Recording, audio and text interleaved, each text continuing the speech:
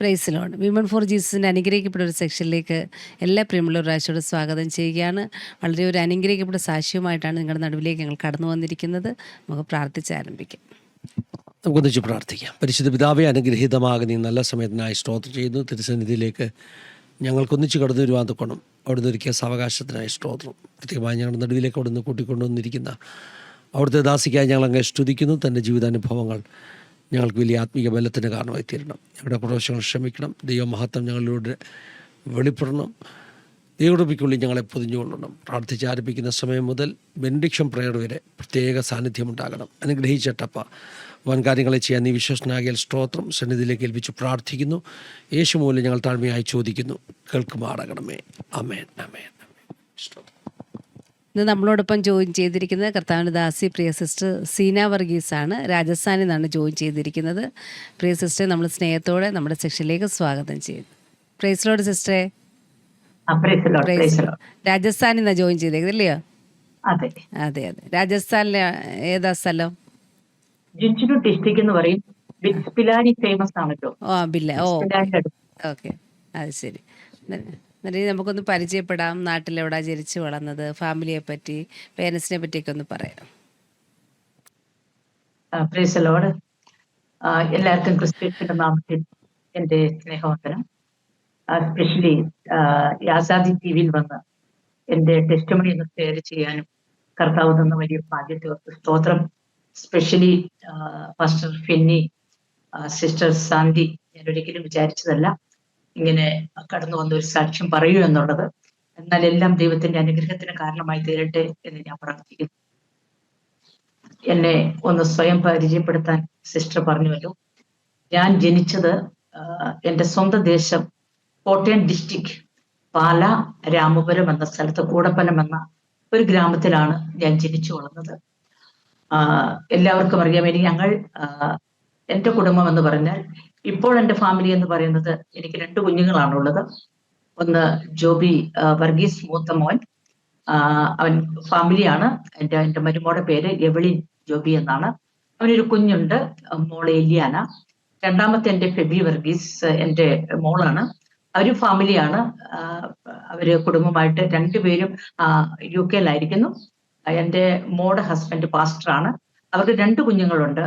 ഒന്ന് Benjamin and Bethany, 2 കുഞ്ഞുങ്ങളാണ്.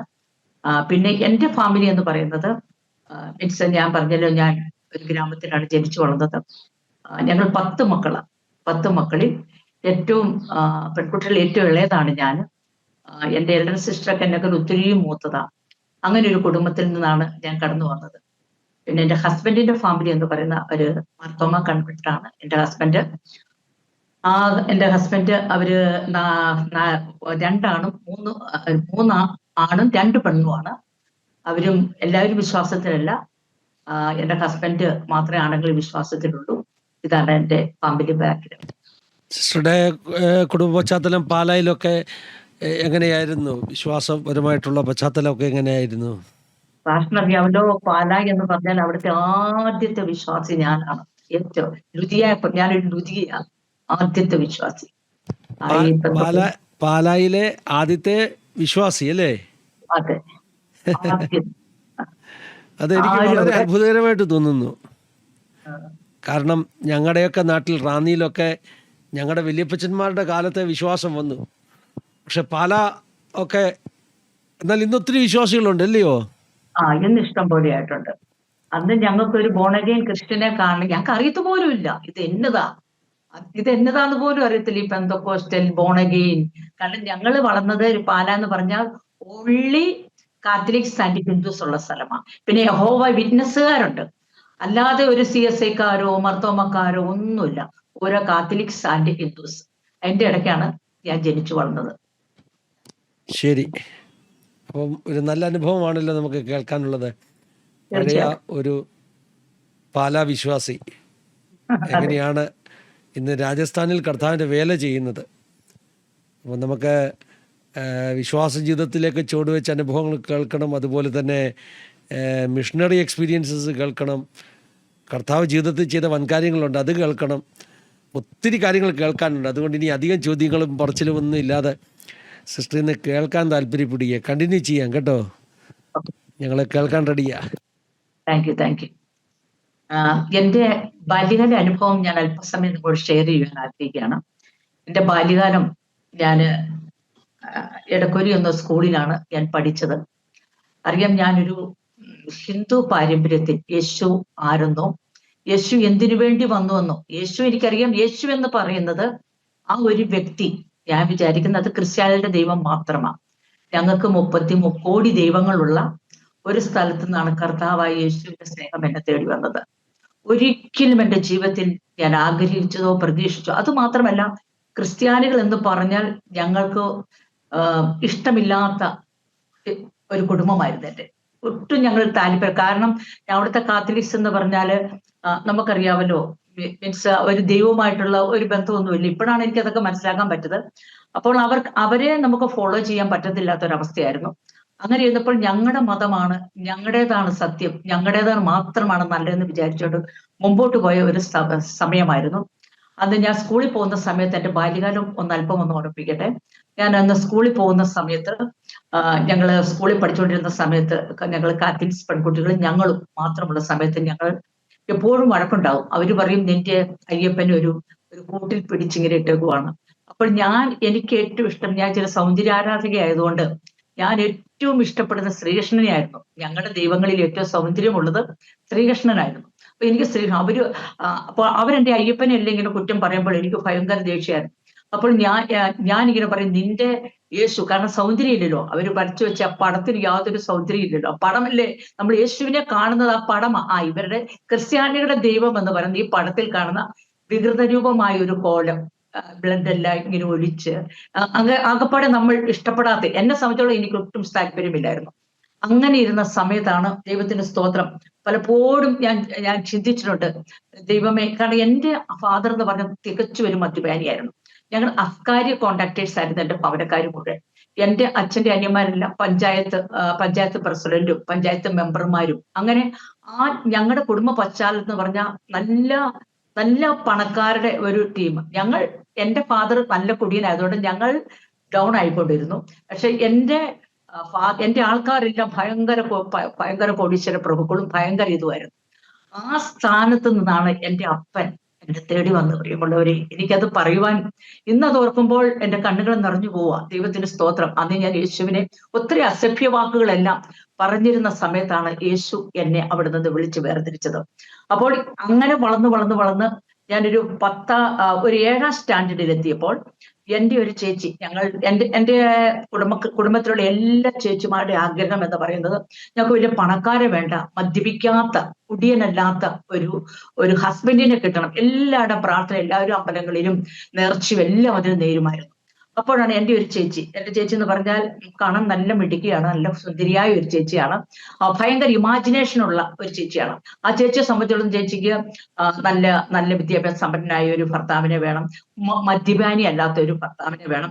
അങ്ങനെ ഒത്തിരിയും പ്രപ്പോസൽ എല്ലാം വന്നു, അതെല്ലാം റിജക്റ്റ് ആയി. അപ്പോൾ എൻ്റെ അമ്മ പറയായിരുന്നു, നിന്റെ അനിയത്തിമാരെല്ലാം നിൽക്കുവാണ്, ഒന്നൊന്നിക്കും മെച്ചമായിട്ട് ഇങ്ങനെ നിൽക്കുക, ഇനി ഞങ്ങൾ പിടിച്ച് നിന്നെ വിവാഹം കഴിക്കും. അങ്ങനെ നല്ല വിദ്യാസമ്പന്നനും നല്ല പണക്കാരനുമായ ഒരു ഭർത്താവിനെ എൻ്റെ ചേച്ചിക്ക് കിട്ടി. ചേച്ചിക്ക് അറിയത്തില്ലായിരുന്നു പുള്ളി മദ്യപാനിയാണെന്നുള്ള അറിയത്തില്ലായിരുന്നു. ഞങ്ങളുടെ എല്ലാ ആഗ്രഹം മദ്യപാനി അല്ലാത്ത ഒരു ഭർത്താവിനെ കിട്ടണം. എന്നാൽ എൻ്റെ ചേച്ചി കല്യാണം കഴിച്ചു, നല്ല ഗംഭീരമായ ഒരു വിവാഹം എല്ലാം കഴിച്ചതിന് ശേഷം എൻ്റെ ചേച്ചി 3ാം ദിവസം ഭർത്താവിന്റെ വീട്ടിൽ നിന്ന് ഞങ്ങളുടെ വീട്ടിലോട്ട് വന്നപ്പോൾ, ആ 3ാം ദിവസം തന്നെ ചേട്ടൻ ബേക്കറിയിൽ പലഹാരം മേടിക്കാൻ പോയിട്ട് വരുമ്പോൾ അങ്ങോട്ടും ഇങ്ങോട്ടും മാടിയാണ് ചേട്ടൻ വന്നത്. ചേച്ചിയുടെ എല്ലാം ആശ നഷ്ടപ്പെട്ടു. പലപ്പോഴും ചേച്ചി നിരാശയായി.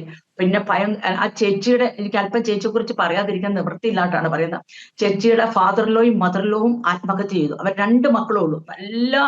നല്ല സാമ്പത്തികമുള്ളവര്, എല്ലാം നല്ല രീതിയിലുള്ളവര്. പക്ഷെ കുടുംബത്തിൽ സമാധാനമില്ല.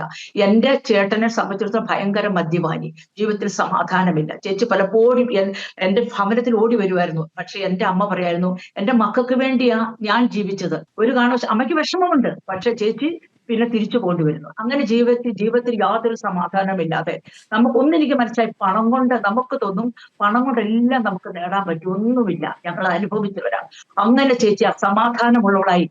കാരണം എൻ്റെ ചേച്ചിയെ പോലെ ഒരു ഭക്ത ഈ ലോകത്തിൽ ആരുമില്ല. സന്ധ്യയാകുമ്പോഴത്തേനും ഈ തുളസി പൂവെല്ലാം വെച്ച് ആ അയ്യപ്പന്റെ മുമ്പിൽ, ശ്രീകൃഷ്ണന്റെ മുമ്പിൽ നിന്നുകൊണ്ട് ഭയങ്കര ഭക്തി, നല്ല ഗായിക എന്റെ ചേച്ചി, ഭക്തിഗാനങ്ങൾ പാടി ഞങ്ങളെല്ലാം നിരക്കിരുന്ന് ഇങ്ങനെ പാട്ടുകൾ പാടുക. ദൈവത്തിന് സ്തോത്രം, ആ ഭഗവാന്റെ പാട്ടുകൾ.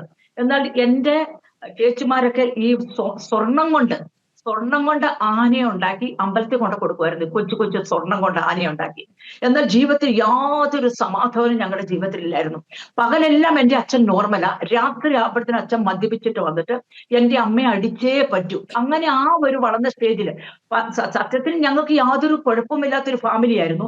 എന്നാൽ അച്ഛന്റെ മദ്യപാന നിമിത്തം ഞങ്ങൾ പലപ്പോഴും പരാജയപ്പെട്ടവരായി, ജീവിതത്തിൽ സമാധാനമില്ലാതെ, ജീവിതത്തിൽ അസ്വസ്ഥതയുള്ളവരായി. എങ്ങോട്ട് മുമ്പോട്ട് പോകണം, അപ്പോൾ ആശ്രയം വരുന്ന ഒരു അമ്പലത്തിൽ പോവുക, അവിടെ പ്രാർത്ഥിക്കുക, കുരുതി നേടുക, നേർച്ചയിടുക. എന്നാൽ ജീവിതത്തിൽ യാതൊരു സമാധാനവും ഞങ്ങൾക്ക് ലഭിച്ചില്ല. സ്തോത്രം. അങ്ങനെ ഇരുന്നപ്പോഴാണ് എന്റെ ചേച്ചി, അന്ന് ഞാൻ 7ാം സ്റ്റാൻഡേർഡിൽ പഠിക്കുക. അപ്പോൾ എന്റെ ചേച്ചി ഉടനെ എന്ത് ചെയ്തു, തൊട്ടടുത്ത് എന്റെ ചേച്ചിക്ക് ഒത്തിരി സ്ഥലങ്ങളും കാര്യങ്ങളും നെൽകൃഷിയെല്ലാം ഉള്ളതുകൊണ്ട് പുറകിലത്തെ അവിടെ ചേച്ചിയുടെ സെർവൻസാ, ചേച്ചിയുടെ വീട്ടിൽ വേലയ്ക്ക് വരുന്നവര് അവര് സത്യത്തിൽ പെന്തക്കോസുകാരാ. അന്ന് ഞങ്ങൾക്ക് അറിയത്തില്ല, എന്റെ ചേച്ചിക്ക് അറിയത്തില്ല ഇവര് പെന്തക്കോസുകാരാ, ഒന്നും അവർക്കറിയത്തില്ല. അവിടെ ഈ CPM കാരായിരുന്നു. അവര് ഇത്രയും നീളത്തിലുള്ള ഈ തുണിയൊക്കെ ഇട്ട് വരും. അപ്പൊ ചേച്ചി ഒന്നും മൈൻഡ് പോലും ചെയ്യാറില്ല, ഇത് എന്തോ ഒരു ജാതിയാ അത്, കാരണം ഞങ്ങളത് മൈൻഡ് ചെയ്യാറില്ല. അങ്ങനെ ഇരുന്നപ്പോ അവര് പലപ്പോഴും ഇങ്ങനെ യേശുവിനെ കുറിച്ച്, ഒരു ഹാബേൽ എന്ന പേര് എനിക്ക് ഇപ്പോഴും ഓർമ്മയുണ്ട്, ഹാബേൽ എന്ന അവരുടെ പേര്. അവര് വന്ന് പറയും യേശു സത്യദൈവമാ. ചേച്ചിക്ക് അത് കേൾക്കുന്ന പോലും ഇഷ്ടമല്ലായിരുന്നു. അങ്ങനെ ഒരു ചേച്ചിക്ക് ആത്മഹത്യ അല്ലാതെ മുമ്പിൽ ഒന്നുമില്ല എന്നൊരു സ്റ്റേജ് വന്നപ്പോൾ എന്റെ ചേച്ചി അവര് വന്ന് പറഞ്ഞു, ഇങ്ങനെ നിങ്ങൾ യേശുവിൽ ഒന്ന് വിശ്വസിച്ചു നോക്ക്.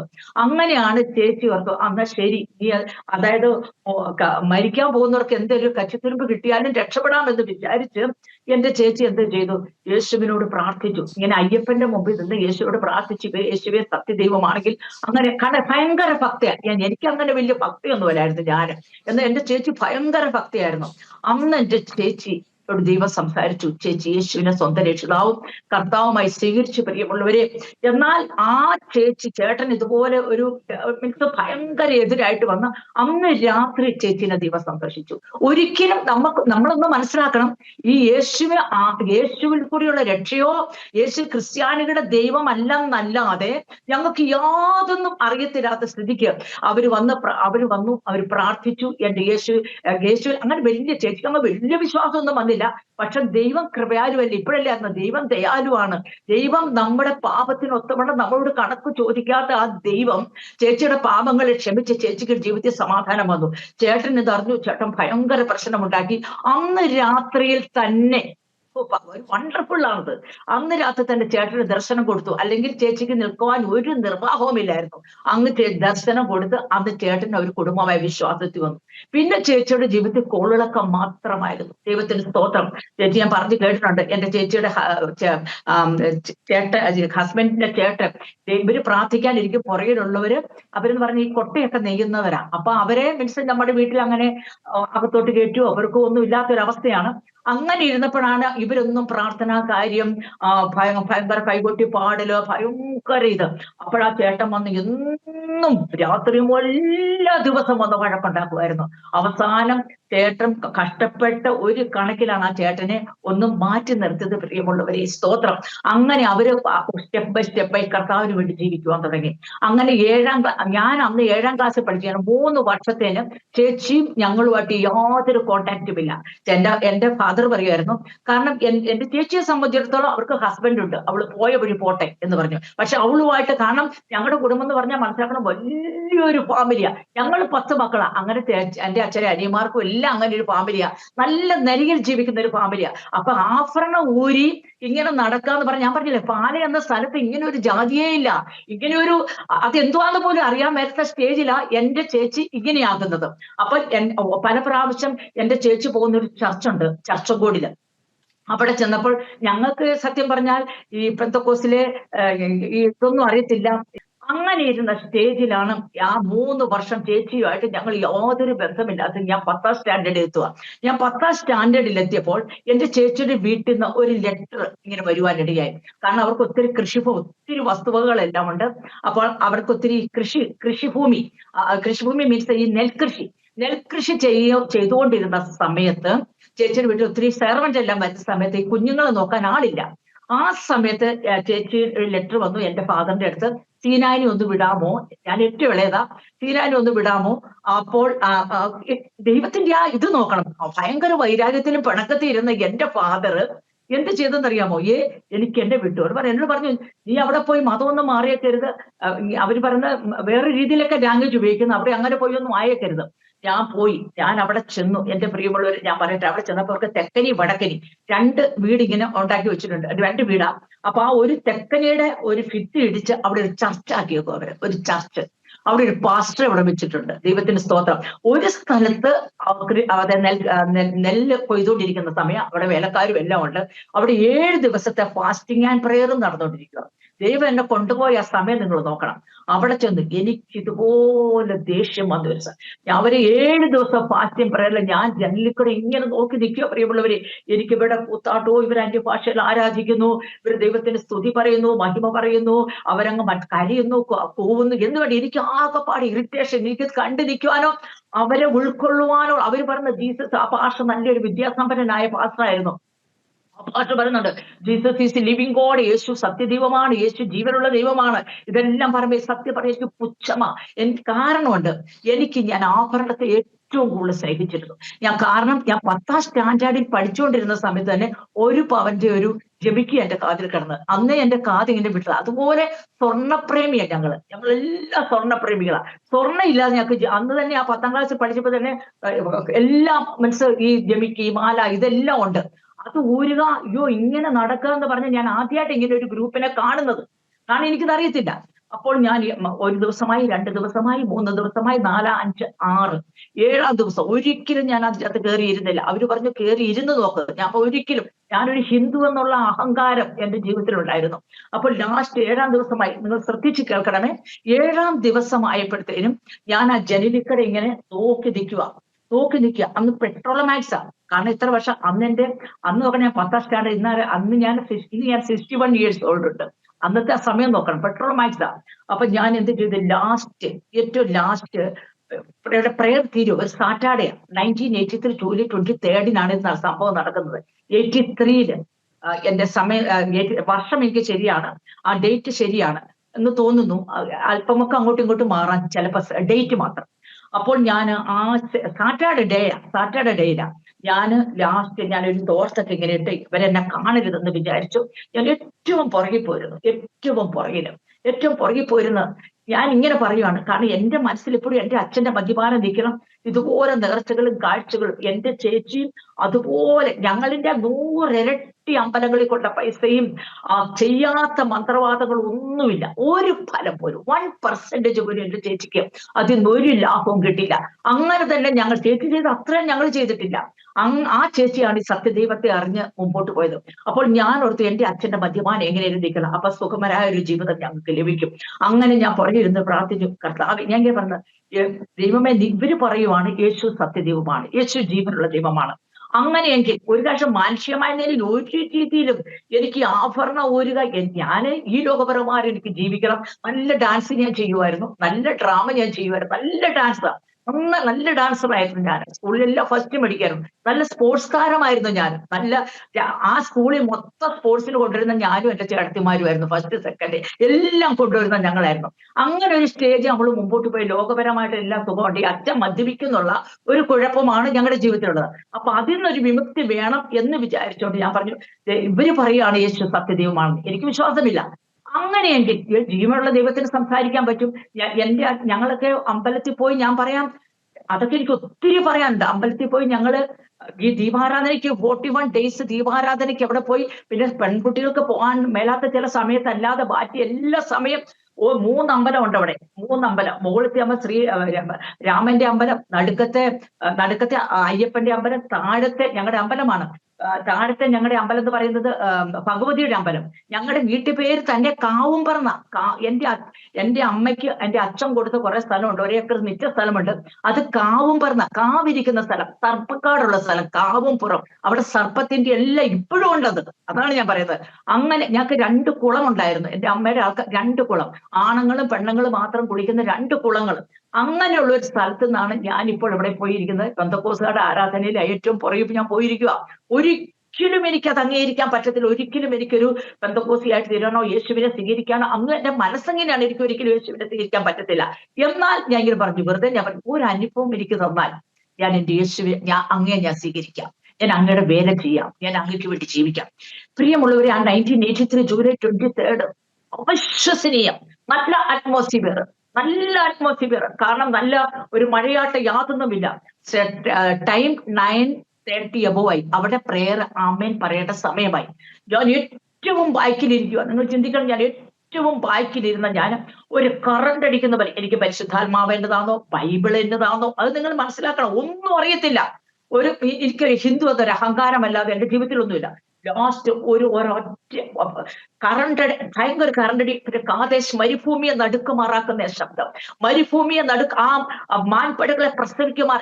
ഇപ്പൊ വചനം പറയുന്നത്, അന്ന് ഈ വചനം ഒന്നും അറിയത്തില്ല. ആ ശബ്ദം എന്റെ ചെവിയിലേക്ക് മുഴങ്ങിയിട്ട് ഏറ്റവും ബാക്കിലിരുന്ന എന്നെ ഏറ്റവും ഫ്രണ്ടിലടിച്ചു. അന്ന് എനിക്ക് ശരിക്കും ഇംഗ്ലീഷ് അറിയത്തില്ല, മലയാളം മീഡിയത്തിലാണ് ഞാൻ പഠിച്ചത്. അപ്പൊ ആ വ്യക്തിക്ക് റെവലേഷൻ ഇംഗ്ലീഷിൽ ഞാൻ പറയാൻ തുടങ്ങി. റെവലേഷൻ. മുഴങ്കാലം നിന്ന് മണിക്കൂറുകൾ ഞാൻ ദൈവത്തെ ആരാധിച്ചു. എനിക്ക് സ്നാനം എന്താണെന്ന് അറിയത്തില്ല. എനിക്കിതറിയാം, കത്തോലിക്കർക്ക് മാമോദീസ ഉണ്ടെന്ന് എനിക്കറിയാം. അതിലുപരിയായിട്ട് എനിക്കൊന്നും അറിയത്തില്ല. ഞാൻ പറഞ്ഞു, എനിക്ക് ഇപ്പൊ സ്നാനപ്പെടണേ എന്ന് പറഞ്ഞു. എന്റെ ചേച്ചിയുടെ ഇവിടെ ഒരു കുളമുണ്ട്, ഇപ്പോഴും ഉണ്ട്. എന്റെ ചേച്ചിയുടെ വീടിന്റെ മുമ്പിൽ ഒരു കുളം പോലെ, ഓലിയല്ല, വലിയൊരു ഓലി പോലെ വലിയൊരു, അതിനകത്ത് ഞങ്ങൾ കുളിക്കുന്നതാ. ഞങ്ങൾ പേഴ്സണലായിട്ട് കുളിക്കുന്ന ഒരു കുളമായിരുന്നു അത്. ദൈവത്തിന് സ്തോത്രം. അങ്ങനെ പറഞ്ഞു, എനിക്കിപ്പൊ ഇവിടെ സ്നാനപ്പെടണം. അപ്പൊ എന്റെ ചേച്ചി ആകെപ്പാടെ ഭയന്ന് പറിച്ചു. കാരണം എന്റെ അച്ഛൻ വന്ന് കൊല്ലൂന്നറിയാം. കാരണം അങ്ങനെ ഒരു ഫാമിലിയാണ് ഞങ്ങളുടേത്. അപ്പോൾ ഞാൻ പറഞ്ഞു, എനിക്ക് ഇപ്പൊ സ്നാനപ്പെട്ടേ പറ്റുള്ളൂ. ആ റെവലേഷന്റെ കുറേ ഭാഗങ്ങൾ ഇന്ന് എനിക്കത് ഓർമ്മയില്ല എന്നതാന്നുള്ളത്. ആ പാസ്റ്റർ എല്ലാം ട്രാൻസ്ലേറ്റ് ചെയ്തു. അപ്പൊ സ്നാനപ്പെടണമെന്ന് പറഞ്ഞു. എന്റെ ചേച്ചി എന്നോട് പറഞ്ഞു, മോളെ നീ ഇപ്പൊ സ്നാനപ്പെടണ്ട. കാരണം ചേച്ചിക്ക് പേടിയാ. കാരണം ചേച്ചി, എന്റെ ഫാദർ പറയായിരുന്നു, എന്റെ ചേച്ചിയെ സംബന്ധിച്ചിടത്തോളം ഭർത്താവുണ്ട്, അവർക്ക് കുഞ്ഞുങ്ങളുണ്ട്, അവർ വേറൊരു ഫാമിലിയാ. എന്നെ സമയം എന്റെ 2 ചേച്ചിമാര് വിവാഹം കഴിക്കാൻ നിൽക്കുക. ഞാനിങ്ങനെ പോയാൽ അതെല്ലാം കുടുംബത്തെ മൊത്തം ബാധിക്കും. അത് അപ്പൊ ഓൾറെഡി അന്ന് ആഭരണം ഊരണം എന്നുള്ള കമ്പൽസറി ഇന്ന് അത്രയില്ല. പക്ഷെ നിങ്ങൾ ശ്രദ്ധിക്കണം, യേശുവിന്റെ സ്നേഹിച്ച സ്നേഹം. ഈ ഏറ്റവും സ്നേഹിക്കുന്ന, ഞാൻ ഏറ്റവും കൂടുതൽ ഒരു ആരാധനയായിരുന്നു എനിക്ക് ആഭരണം എന്ന് പറയുന്നത്. അന്നൊരു ദൈവശബ്ദം കേട്ടപ്പോഴേ ഞാൻ ഇതെല്ലാം ഊരി, എന്റെ കഴുത്തിൽ കിടന്നു എല്ലാം ഊരി, ആദ്യമായിട്ടാണ് ഞാൻ ഊരി മാറ്റിയത്. ദൈവത്തിന്റെ സ്തോത്രം. അപ്പോൾ നിങ്ങൾ വിചാരിക്കണം, എന്നെപ്പോലൊരു പെൺകുട്ടിയെ ആ സത്യദൈവമായ ദൈവം സന്ദർശിച്ചില്ല എങ്കിൽ ഒരു കാരണവശാലും അത് സംഭവമല്ല. പ്രിയമുള്ളവരെ, അങ്ങനെ ഞാൻ എന്റെ യേശുവിനെ സ്നേഹിച്ച് ആ ശബ്ദം കേട്ടപ്പോഴും ഞാൻ അല്ലാതെയായി തീർന്നു. എന്റെ ജീവിതം മുഴുവൻ ഞാൻ യേശുവിന് വേണ്ടി സമർപ്പിച്ചു. ദൈവമേ, ഇങ്ങനെയുണ്ടോ സത്യദൈവം? ഞങ്ങൾ അമ്പലത്തിൽ പോകുന്നതാ, ഞങ്ങൾ ദീപാരാധനയ്ക്ക് പോകുന്നതാ, ഞങ്ങൾ നേർച്ചകൾ നേരുന്നതാ, എത്രമാത്രം പ്രാർത്ഥിച്ചിട്ട്. ഞാൻ ഒരു കാരണവശാൽ ഞാൻ ഒരു കരയുന്ന ഒരു പെൺകുട്ടിയല്ലേ. ഞാൻ പറഞ്ഞില്ലേ, ഞാൻ അകത്ത് കയറി ഇരിക്കാൻ കാരണം മതിയെന്ന് ഇങ്ങോട്ട് പറഞ്ഞില്ല. ആ ജലന്റെ അടുത്ത് എന്റെ വൈബ്രേഷനായി, എന്റെ ശരീരം മുഴുവൻ അങ്ങനെയാണ് അകത്ത് കയറിയിരിക്കുന്ന വൈബ്രേഷനായി. ഞാൻ കരയാൻ തുടങ്ങി. ഒരിക്കലും കരയാത്ത ഞാൻ കരയാൻ തുടങ്ങി. യേശുവിന്റെ ശബ്ദം കേട്ട് ഒട്ടനെ ഞാൻ ദൈവസന്നിധിയിൽ നിലവിളിക്കാൻ തുടങ്ങി. ദൈവമേ, അങ്ങ് മാത്രമാണ് സത്യദൈവം, അങ്ങയിൽ കൂടി അല്ലാത്ത ദൈവമില്ല. നിലവിളിക്കാൻ തുടങ്ങി, ഭയങ്കര നിലവിളി. അപ്പോഴും എനിക്ക് എന്റെ ലക്ഷ്യം എന്റെ വീട്ടുകാർ യേശുവിന്റെ ശബ്ദം കേൾക്കണം. അതാണ് എന്റെ ജീവിതത്തിലെ ലക്ഷ്യം. കാരണം നമ്മളൊന്ന് മനസ്സിലാക്കണം, ഒരിക്കലും ഒരു ദൈവം സംസാരിക്കുക, അതായത് ഒരു സത്യദൈവം ഉണ്ടെന്ന് മനസ്സിലാക്കുകയല്ല ചെയ്ത്, എന്റെ പ്രാക്ടിക്കലി ഞാൻ അനുഭവിച്ചറിഞ്ഞു. ആ ശബ്ദം ഈ കാതുകൾ കൊണ്ട് ഞാൻ കേട്ടു. പ്രിയമുള്ളവരെ, ദൈവത്തിന്റെ സ്തോത്രം. ഞാൻ പറഞ്ഞില്ലേ, ഞാൻ അല്ലാതെയായി തീർന്നു. ഞാനൊരു സാഡിസ്റ്റ് ആയിരുന്നു. ഞാൻ സത്യം നിങ്ങളോട് പറയാം. മറ്റുള്ളവർ വഴക്കുണ്ടാക്കി, മറ്റുള്ളവരുടെ ദുഃഖം കണ്ട് സന്തോഷിക്കുക, അതെല്ലാം എന്റെ ജീവിതത്തിൽ ഒരു ഹോബിയായിരുന്നു. എന്നാൽ യേശു എന്റെ അപ്പൻ എന്റെ ജീവിതത്തിലേക്ക് വന്നപ്പോഴത്തേനും ദൈവമേ, ഞാൻ നിലവിളിക്കാൻ തുടങ്ങി. ഞാൻ എന്റെ പാപങ്ങളെല്ലാം ഏറ്റു പറഞ്ഞു. ദൈവത്തിന് സ്തോത്രം. അങ്ങനെ എന്നെ തന്നെ ജീവിതത്തെ തന്നെത്താൻ ഞാൻ യേശുവിന്റെ സന്നിധാനത്തിൽ എന്നെ സമർപ്പിച്ച്. പ്രിയമുള്ളവരെ, എനിക്കറിയാം കൊടുങ്കാറ്റ് പുറകിലുണ്ടെന്ന് എനിക്കറിയാം. അന്ന് നിങ്ങൾ ഓർക്കണം, എനിക്ക് 17 വയസ്സ് കഴിഞ്ഞുള്ളൂ. 18ാമത്തെ വയസ്സിലാണ് ഞാൻ നിൽക്കുന്നത്. ദൈവത്തിന് സ്തോത്രം. എനിക്ക് വലിയ ആഗ്രഹം, എനിക്ക് പഠിക്കണം എന്ന് വലിയ ആഗ്രഹമുള്ള ഒരു കുട്ടിയായിരുന്നു. പഠിക്കണം, അങ്ങനെ മുമ്പോട്ട് പോകണം. എനിക്കറിയാം എല്ലാം നിൽക്കുമെന്ന് എനിക്കറിയാം. എന്നാൽ ആ യേശുവിന്റെ ശബ്ദം ഞാൻ കേട്ടപ്പോൾ ഞാൻ പറഞ്ഞില്ലേ, എന്റെ വീട്ടുകാരെ പറഞ്ഞു. എനിക്ക് എന്റെ അച്ഛനോട് കുടിയനാണെങ്കിൽ തന്നെ എന്റെ അച്ഛൻ ഈ പെമ്മക്കളോട് ഭയങ്കര സ്നേഹമാണ്. ഞങ്ങളുടെ എല്ലാ ഇഷ്ടങ്ങളും നിറവേറ്റി തരുന്ന അച്ഛൻ. അപ്പൊ അച്ഛനോട് എനിക്ക് ഭയങ്കര സ്നേഹമാണ്. എനിക്കറിയാം അച്ഛനെ പിരിയേണ്ടി ഞാൻ വരും. കാരണം അച്ഛന് വൈകുന്നേരം വരുമ്പോ ഞങ്ങൾക്ക് ഒരു കെട്ട് പലഹാരം എല്ലാം മേടിച്ചോണ്ടാ വരുന്നത്. ആഹാരം എല്ലാം നല്ല സുന്ദരം ആഹാരം ഇതെല്ലാം കഴിച്ച് ഒരു വീട്ടിൽ നിന്ന് പറയാൻ ഞാൻ കാരണം ഞാൻ പട്ടിണി കിടന്ന സമയം പിന്നെ ഇപ്പം വരുന്നുണ്ട്, അതുകൊണ്ടാണ് ഞാൻ ഇപ്പൊ ഇത് പറയാൻ വരുന്നത്. അപ്പൊ പ്രിയമുള്ളവരെ, ഞാൻ നിങ്ങളോടൊന്ന് പറയട്ടെ. ഞാന് ശനിയാഴ്ച ഞാൻ യേശുവിന്റെ ശബ്ദം കേൾക്കുന്നു രാത്രിയിൽ. ആ പ്രാർത്ഥന ഒരു വെളുപ്പാങ്കലം വരെയും കടന്നുപോയി. അന്യഭാഷയിലുള്ള ആരാധനയും ഞാൻ ദൈവത്തിൽ ആരാധിക്കാൻ തുടങ്ങി. കൃപാവരങ്ങളാൽ നിറയപ്പെട്ട്, കർത്താവെ നിനക്ക് ഇനി ഒരു ജീവിതം ഉണ്ടെങ്കിൽ എനിക്ക് യേശു മാത്രമാണ്. ഞാൻ പിമ്പിലി ഒന്നും നോക്കിയില്ല. പിമ്പിൽ എന്തെല്ലാം വരാൻ പോകുന്നു എന്ന് എനിക്കറിയില്ല. പ്രിയമുള്ളവരെ, അങ്ങനെ ഇരുന്ന സമയത്ത് സൺഡേ ആരാധന കഴിഞ്ഞു. മൺഡേ ഞാൻ പറഞ്ഞു എനിക്ക് ബാപ്റ്റിസം എടുത്തേ പറ്റൂ. എന്റെ ചേച്ചിക്ക് അല്പമല്ലാത്തൊരു ഇതുണ്ട്, കാരണം വീട്ടുകാർ മൊത്തം നിൽക്കുന്നു. ഞാൻ പോയി ഒരു നദിയിൽ പോയി ഞാൻ തനിച്ചാ സ്നാനപ്പെട്ടു. ഞാൻ പാസ്റ്ററോട് പറഞ്ഞു എനിക്ക് സ്നാനപ്പെടണം. ഞാൻ എങ്ങനെ ഒരു സ്ത്രീയാണ്, എത്ര അല്പമായ സമയം കൊണ്ടാണ് എന്റെ ജീവിതത്തിന് വ്യതിയാനം വരുന്നത്. യേശു ആരാണ്? ദൈവത്തിന്റെ സ്തോത്രം. യേശുവിന്റെ സ്നേഹം, അതിന്റെ നീളം, വീതി, ഉയരം, ആഴം ഇത് അപ്രമേയമാണ്, തളക്കാൻ പറ്റാത്തതാണെന്നുള്ളത് അന്നാണ് എനിക്ക് മനസ്സിലാകുന്നത്. അപ്പൊ എല്ലാവരും പറയും ഈ ജീസസ്, അപ്പൊ അവര് ആ ഭാഷ എപ്പോഴും യേശു ഞാൻ എന്നെ പറയാം, എന്നെ ആക്കാൻ വേണ്ടി ഞാനിങ്ങനെ ചിന്തിക്കും, ഇവരെന്നെ ആക്കാൻ വേണ്ടി കിടന്ന് ഈ പറയുന്നത്. എനിക്ക് അങ്ങ് കരിയായിരുന്നു ആ പാസ്റ്ററോട്. അങ്ങനെ ഞാൻ പോയി സ്നാനപ്പെട്ട്, പ്രിയമുള്ളവരെ, എനിക്ക് ആ ഭാഷ ഞാൻ സ്നേഹിക്കാൻ തുടങ്ങി. എന്റെ ജീവിതം സാവധാനം ചേഞ്ച് ആകാൻ തുടങ്ങി. ഞാൻ എന്റെ ആ സാഡിസ്റ്റായ സ്വഭാവം എല്ലാം മാറി സ്നേഹിക്കുവാൻ, എന്നിൽ ദയ നിറയുവാൻ ആ യേശുവിന്റെ ഉള്ളിൽ വന്നപ്പോൾ ഞാൻ അല്ലാതെയായി മാറി. കർത്താവിന് വേണ്ടി എന്റെ ജീവിതം ഞാൻ പരിപൂർണമായി സമർപ്പിച്ചു. അങ്ങനെ ഞാൻ സ്നാനപ്പെട്ട് കുറച്ച് ദിവസങ്ങൾ കഴിഞ്ഞപ്പോൾ എന്റെ ഫാദറിന് ഒരു ചെറിയ സംശയം, ഇവളെ കാണുന്നില്ല. അന്ന് ഈ ഫോണിന്റെ ഒന്നും വലിയ സുവിധയില്ല, ഇവളെ കാണുന്നില്ല. അച്ഛൻ വന്നു ചേച്ചി, എനിക്ക് ഭയം, എനിക്ക് എന്റെ അച്ഛനൊക്കെ ഭയങ്കര സ്ട്രിക്റ്റാ. എന്റെ അമ്മ എന്ന് പറഞ്ഞാൽ ഭയങ്കര സ്ട്രിക്റ്റാ. കാരണം അന്ന് ഞങ്ങളുടെ കുടുംബം മുഴുവൻ വലിയൊരു ഒത്തിരി പെൺകുട്ടികളൊക്കെ ഉള്ള കുടുംബം. ആരും കൂടെ പൊളിച്ചോടരുത്, ഇതൊക്കെ ഞങ്ങൾക്ക് തരുന്ന അഡ്വൈസ് ആയിരുന്നു. ആരെയും പ്രേമിക്കരുത്, അങ്ങനെ ചെയ്യണം, ഇങ്ങനെ ചെയ്യണം. അങ്ങനെ സ്ട്രിക്റ്റിൽ ഒരു വരയിട്ടാൽ വരയ്ക്കപ്പുറം ഞങ്ങൾക്ക് പോകാൻ പറ്റിയല്ലാത്ത ഒരു ഫാമിലി ആയിരുന്നു ഞങ്ങളുടേത്. അങ്ങനെ ഇരുന്ന സമയത്തിന് അച്ഛൻ വന്നു നോക്കിയപ്പോ ഞാൻ പറഞ്ഞില്ല, അന്നത്തെ സമയത്ത് ഞാൻ ത്രെഡിങ് ചെയ്യുമായിരുന്നു. അപ്പൊ നിങ്ങൾ നോക്കണം, എന്റെ ഫാഷൻ നിങ്ങൾ ചിന്തിച്ചോണം, എത്ര വർഷം മുമ്പാ. അതുപോലെ ഫാഷൻ നടന്ന ഞാൻ, എന്റെ പിരിക എല്ലാം വളരാൻ തുടങ്ങി. അപ്പൊ എന്റെ ആ കാതിനും കയ്യിലും കാണുന്നില്ല. അച്ഛൻ എന്റെ അന്യഭാഷ എനിക്ക് വരുന്നത്, എന്റെ വായിൽ അന്യഭാഷ അല്ലാതെ ഒന്നും വരത്തില്ല. കാരണം ഞാൻ പറയട്ടെ, ഞാനൊരു കർത്താവിന് വേണ്ടി ആത്മീയ ഭ്രാന്ത് എന്ന് പറഞ്ഞു കേട്ടില്ലേ, ആത്മീയ ഭ്രാന്ത് അതായിരുന്നു എന്റെ ജീവിതത്തില്. ഭയം അതെന്നും എന്റെ ജീവിതത്തിലില്ല. ദൈവത്തിന് സ്തോത്രം. എന്റെ ചേച്ചിക്ക് അന്നേരം എല്ലാ സമയത്തെല്ലാം ഭയമുണ്ട്. കാരണം ചേച്ചിയുടെ ഭയത്തിന് കാരണം ഞാൻ ഏറ്റവും ഇളയൊരു പെൺകുട്ടി. എന്റെ ചേച്ചിമാർ വിവാഹം കഴിക്കാൻ നിൽക്കുന്നു. എന്റെ ഫാദറും മദറും അവരെല്ലാം ഭയങ്കര ഹിന്ദു ആരാധകര്. ഇപ്പോഴും അവര് ഇപ്പോഴെന്ന് പറഞ്ഞാൽ ഇപ്പോഴും എന്റെ ചേട്ടന്മാരെല്ലാം ഭയങ്കര കട്ടർ ഹിന്ദുക്കളെ. ഇപ്പോഴും ഞങ്ങളെ കാണുന്ന അവർക്ക് ഇഷ്ടമല്ല. ഞാൻ മുമ്പോട്ട് വന്ന് പറയാം. അങ്ങനെ എന്റെ അച്ഛൻ വന്നു. അച്ഛന് മനസ്സിലായി. ഞാൻ പോയി. ഞാൻ അവിടെ എന്റെ വീട്ടിൽ കൊണ്ടുപോയി. അവിടെ ചെന്നപ്പോഴത്തെ അനുഭവമൊക്കെ പറഞ്ഞാൽ, കാരണം ചുറ്റോട് ചുറ്റും വീടുകളാണ്. അവര് നോക്കുമ്പോ എനിക്ക് അവരോടൊന്നും മിണ്ടണ്ട. എനിക്ക് തോന്നുന്നു ഞാൻ അവരോട് മിണ്ടിയാൽ അത് തെറ്റാണ്. അന്ന് ആത്മീയ പക്വതയില്ല. അയ്യോ അവരത് സംസാരിച്ച, കാരണം ഞങ്ങൾ ഭയങ്കര തമാശ പറഞ്ഞ് ഭയങ്കര ചിരിക്കുന്നവരും സിനിമ കാണുന്നവരും. അപ്പൊ എന്റെ കാരണം അവരെന്നെ സിനിമയ്ക്ക് വിളിക്കും. എന്റെ കൂട്ടുകാരുടെ ഇഷ്ടം പോലെ എനിക്ക് ഫ്രണ്ട്സ് അവിടെ. അപ്പോൾ ഞാൻ വിചാരിച്ചിരിക്കും. അപ്പൊ ഞാൻ അകത്ത് കയറി. അപ്പൊ ആദ്യം എന്നെ ഒത്തിരി സ്നേഹിച്ചു നോക്കി. എന്റെ ഫാദറും എന്റെ മദറും എല്ലാവരും എന്നെ ഒത്തിരി സ്നേഹിച്ചു നോക്കി. എങ്ങനെയെങ്കിലും യേശു പുറകോട്ട് കൊണ്ടുവരാൻ അവർക്ക് സാധിക്കാത്തപ്പം എന്റെ അച്ഛൻ പറഞ്ഞു, ഞാൻ ഓർക്കുന്നത് ഞാൻ ബാത്റൂമിൽ പോയാലും എവിടെ പോയാലും പ്രാർത്ഥിക്കണം, ആരാധിക്കണം, യേശു. ഞാൻ പറഞ്ഞില്ല, ആത്മീയ ഭ്രാന്ത്. ദൈവത്തിന് സ്തോത്രം.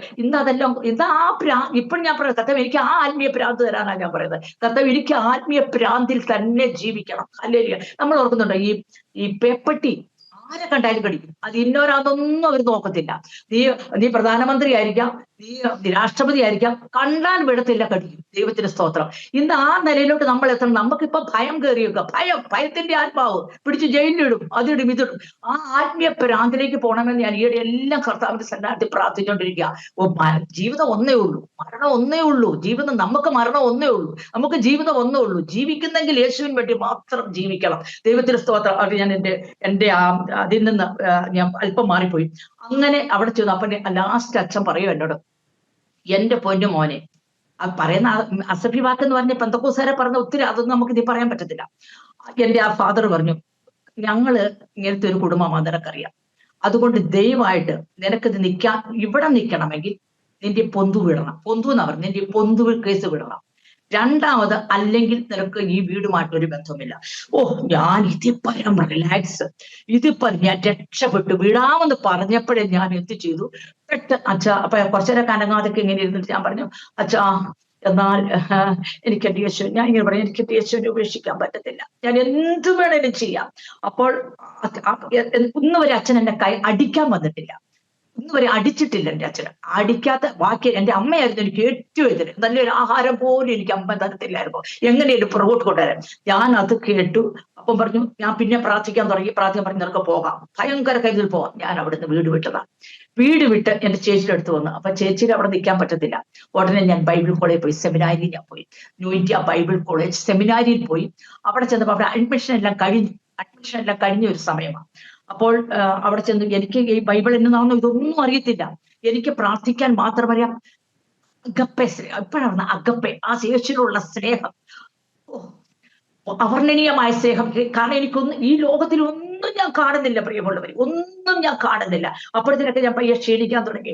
ഒത്തിരി ക്ഷീണിച്ച് ഞാൻ ഉപവാസമായി, പ്രാർത്ഥനയായി, ആഹാരം കഴിക്കില്ലായ്മയായി. കാരണം ഞാനിങ്ങനെ ഓർത്തു, കർത്താവേ, എന്റെ ശരീരത്തിൽ, ഈ ജഡത്തിൽ, ഈ ശരീരത്തിൽ ഒരു ആത്മാവുണ്ട്, എങ്ങനെയെങ്കിലും എനിക്ക് ആത്മാവിനെ പോഷിപ്പിക്കണം, അതിനെ എനിക്ക് നല്ല ഹെൽത്തി ആയിട്ട് എടുക്കണം എന്ന് വിചാരിച്ചുകൊണ്ട് ഞാൻ ആ കോളേജിൽ അവിടെ ചെന്നു. അവിടെ ചെന്നപ്പോൾ എല്ലാം വിപരീത അവസ്ഥ പറയുമ്പോഴവരെ. അവിടെ ചെന്നപ്പോഴും കണ്ട്, അപ്പൊ അവിടുത്തെ ഡീനുണ്ട്, അവിടുത്തെ രജിസ്ട്രാർ എന്നോട് എബ്രഹാം മാത്യു സാർ പറഞ്ഞു, അപ്പൊ എല്ലാവരോടും പുള്ളി ചോദിക്കുന്ന ഒരു മോസ്റ്റ്ലി ചോദിക്കുന്ന ഒരു ക്വസ്റ്റ്യൻ ഉണ്ട്. അപ്പൊ ഞാൻ ഹിന്ദുവിൽ നിന്ന് വന്നവരോട് എന്ത് ചോദിച്ചു, ഏലി ആണാണോ പെണ്ണാണോ എന്നോട് ചോദിച്ചു. ഏലി ആണോ പെണ്ണോ, ആദ്യത്തെ ഫസ്റ്റ് ഇന്റർവ്യൂ. അപ്പൊ ഞാൻ ഓർത്ത്, ഞങ്ങളുടെ അവിടെ ഒരു ഏലി ഉണ്ട്, കാത്തലിക് ഏലിയ, അത് സ്ത്രീയാ ഏലി എന്ന് പറഞ്ഞ. അപ്പൊ ഞാൻ ഇങ്ങനെ അല്പനേരമൊക്കെ ഇങ്ങനെയൊക്കെ ഒന്ന് ചിന്തിച്ചു. അപ്പൊ ഞാൻ വിചാരിച്ചു, എനിക്ക് പേടിയുണ്ടോ, ഒത്തിരി ടീച്ചേഴ്സ് അവിടെ ഇരിക്കുക. ഞാനിങ്ങനെ പറഞ്ഞു, ഏലി സാറേ പെണ്ണാണല്ലോ എന്ന് പറഞ്ഞു. അവരെല്ലാം കൂടെ ഭയങ്കര ഒരു ചിരിയും കളിയാക്കും. താങ്കളാണോ ബൈബിൾ പഠിക്കാൻ വന്നത്? അപ്പൊ അതിന്റെ ഡയറക്ടർക്ക് മനസ്സിലായി എന്റെ ആ ആന്തരിക വ്യഥയും എന്റെ ആന്തരികമായിട്ട് ഞാൻ എത്ര പ്രയാസപ്പെടുന്നു എന്നുള്ളത് ആ വ്യക്തി, അവിടുത്തെ ഡയറക്ടറിന് മനസ്സിലായി. ഡയറക്ടർ പറഞ്ഞു, വെയിറ്റ് എന്ന് പറഞ്ഞിട്ട് എന്നെ വിളിച്ചോണ്ട് പോയിട്ട് പറഞ്ഞു, ഒരു സാക്ഷി എഴുതി തരാൻ. എനിക്ക് സാക്ഷി എഴുതാൻ അറിയത്തില്ല, എനിക്കൊന്നും അറിയത്തില്ല പ്രിയമുള്ളവര്. ഈ നമ്മുടെ ഇപ്പോഴത്തെ മോഡലുള്ളത് ഒന്നും എനിക്ക് അറിയത്തില്ല. എനിക്ക് അമ്പലത്തിൽ പോകാനും പ്രാർത്ഥിക്കാനും അല്ല, ഇതൊന്നും എനിക്കറിയത്തില്ല. ഇപ്പം കർത്താവിനെ അറിഞ്ഞപ്പോൾ ദൈവത്തിലുള്ള സ്നേഹം, ആ സ്നേഹം മാത്രമേ എന്നെ ഇങ്ങനെ മുമ്പോട്ട് കൊണ്ടു നടക്കുന്നത്. അന്യഭാഷയും സ്നേഹവും, അപ്പ കണ്ണുനീര്, കരയാത്ത ഞാൻ, കരയാനേ എനിക്ക് നേരമുള്ളൂ. എപ്പോഴും ഇങ്ങനെ കണ്ണുനീര് ഒഴുകിക്കൊണ്ടിരിക്കും. യേശുവേ യേശുവേ യേശുവേ യേശുവേ എന്ന് വിളിച്ചോണ്ട് എപ്പോഴും ഇങ്ങനെ കണ്ണുനീര് എന്നെ ഒഴുകിക്കൊണ്ടിരിക്കും. അങ്ങനെ ആ ഡയറക്ടർ എന്നോട് എന്ത് പറഞ്ഞെന്ന് ചോദിച്ചാൽ, ടെസ്റ്റ് മണി എടുത്തരാൻ പറഞ്ഞു. അപ്പൊ ഞാൻ കണ്ണുനീര് കുതിർന്ന് ഒന്നും എഴുതത്തില്ല. ഹല്ലേലൂയ സ്തോത്രം, ഞാൻ ഇങ്ങനെയാണ്, ഹിന്ദു ആയിരുന്നു, ഞാൻ ശബ്ദം കേട്ടു, ഇങ്ങനെയൊക്കെ എഴുതി. ആ സാറ് പറഞ്ഞു, മതി, എനിക്ക് അഡ്മിഷൻ കിട്ടി. ഞാൻ അവിടെ ക്ലാസ് പഠിച്ചു, 3 വർഷം ഞാൻ അവിടെ പഠിച്ചു പ്രിയമുള്ളവരെ. അപ്പോൾ ഞാൻ ചോദിച്ചു, ഞാൻ അവിടെ ഭയങ്കര സ്ട്രിക്റ്റ്, അങ്ങോട്ടോ ഇങ്ങോട്ടോ ഒന്നും നോക്കാൻ പറ്റത്തില്ല. അവിടെ കൂടുതലായിട്ട് അങ്ങ് ഇരുന്ന് പ്രാർത്ഥിക്കാനും അതിന്റെ ഭാഷ പറയാനും ഒന്നും അവിടെ അങ്ങനെ വലിയ പെർമിഷൻ ഒന്നും അവിടെ ഇല്ല. അപ്പോൾ ഞാൻ ഇങ്ങനെ ഒളിച്ചിരുന്ന, അപ്പൊ ഇവിടെ സാക്ഷ്യം പറഞ്ഞിട്ട് ഒരു ലൂസി ഇതിന്റെ അകത്ത് സാക്ഷ്യം പറഞ്ഞു, അവള് ഞാനും ഭയങ്കര കൂട്ടാണ്. ഞങ്ങൾ ഒരുമിച്ച് ഇങ്ങനെ പ്രാർത്ഥിക്കും. ഒരു ശൗന്തളാമ്മച്ചിയുണ്ട്, ഞങ്ങളിങ്ങനെ അതും ട്രിവാൻഡ്രത്തുള്ള ഒരു അമ്മച്ചി.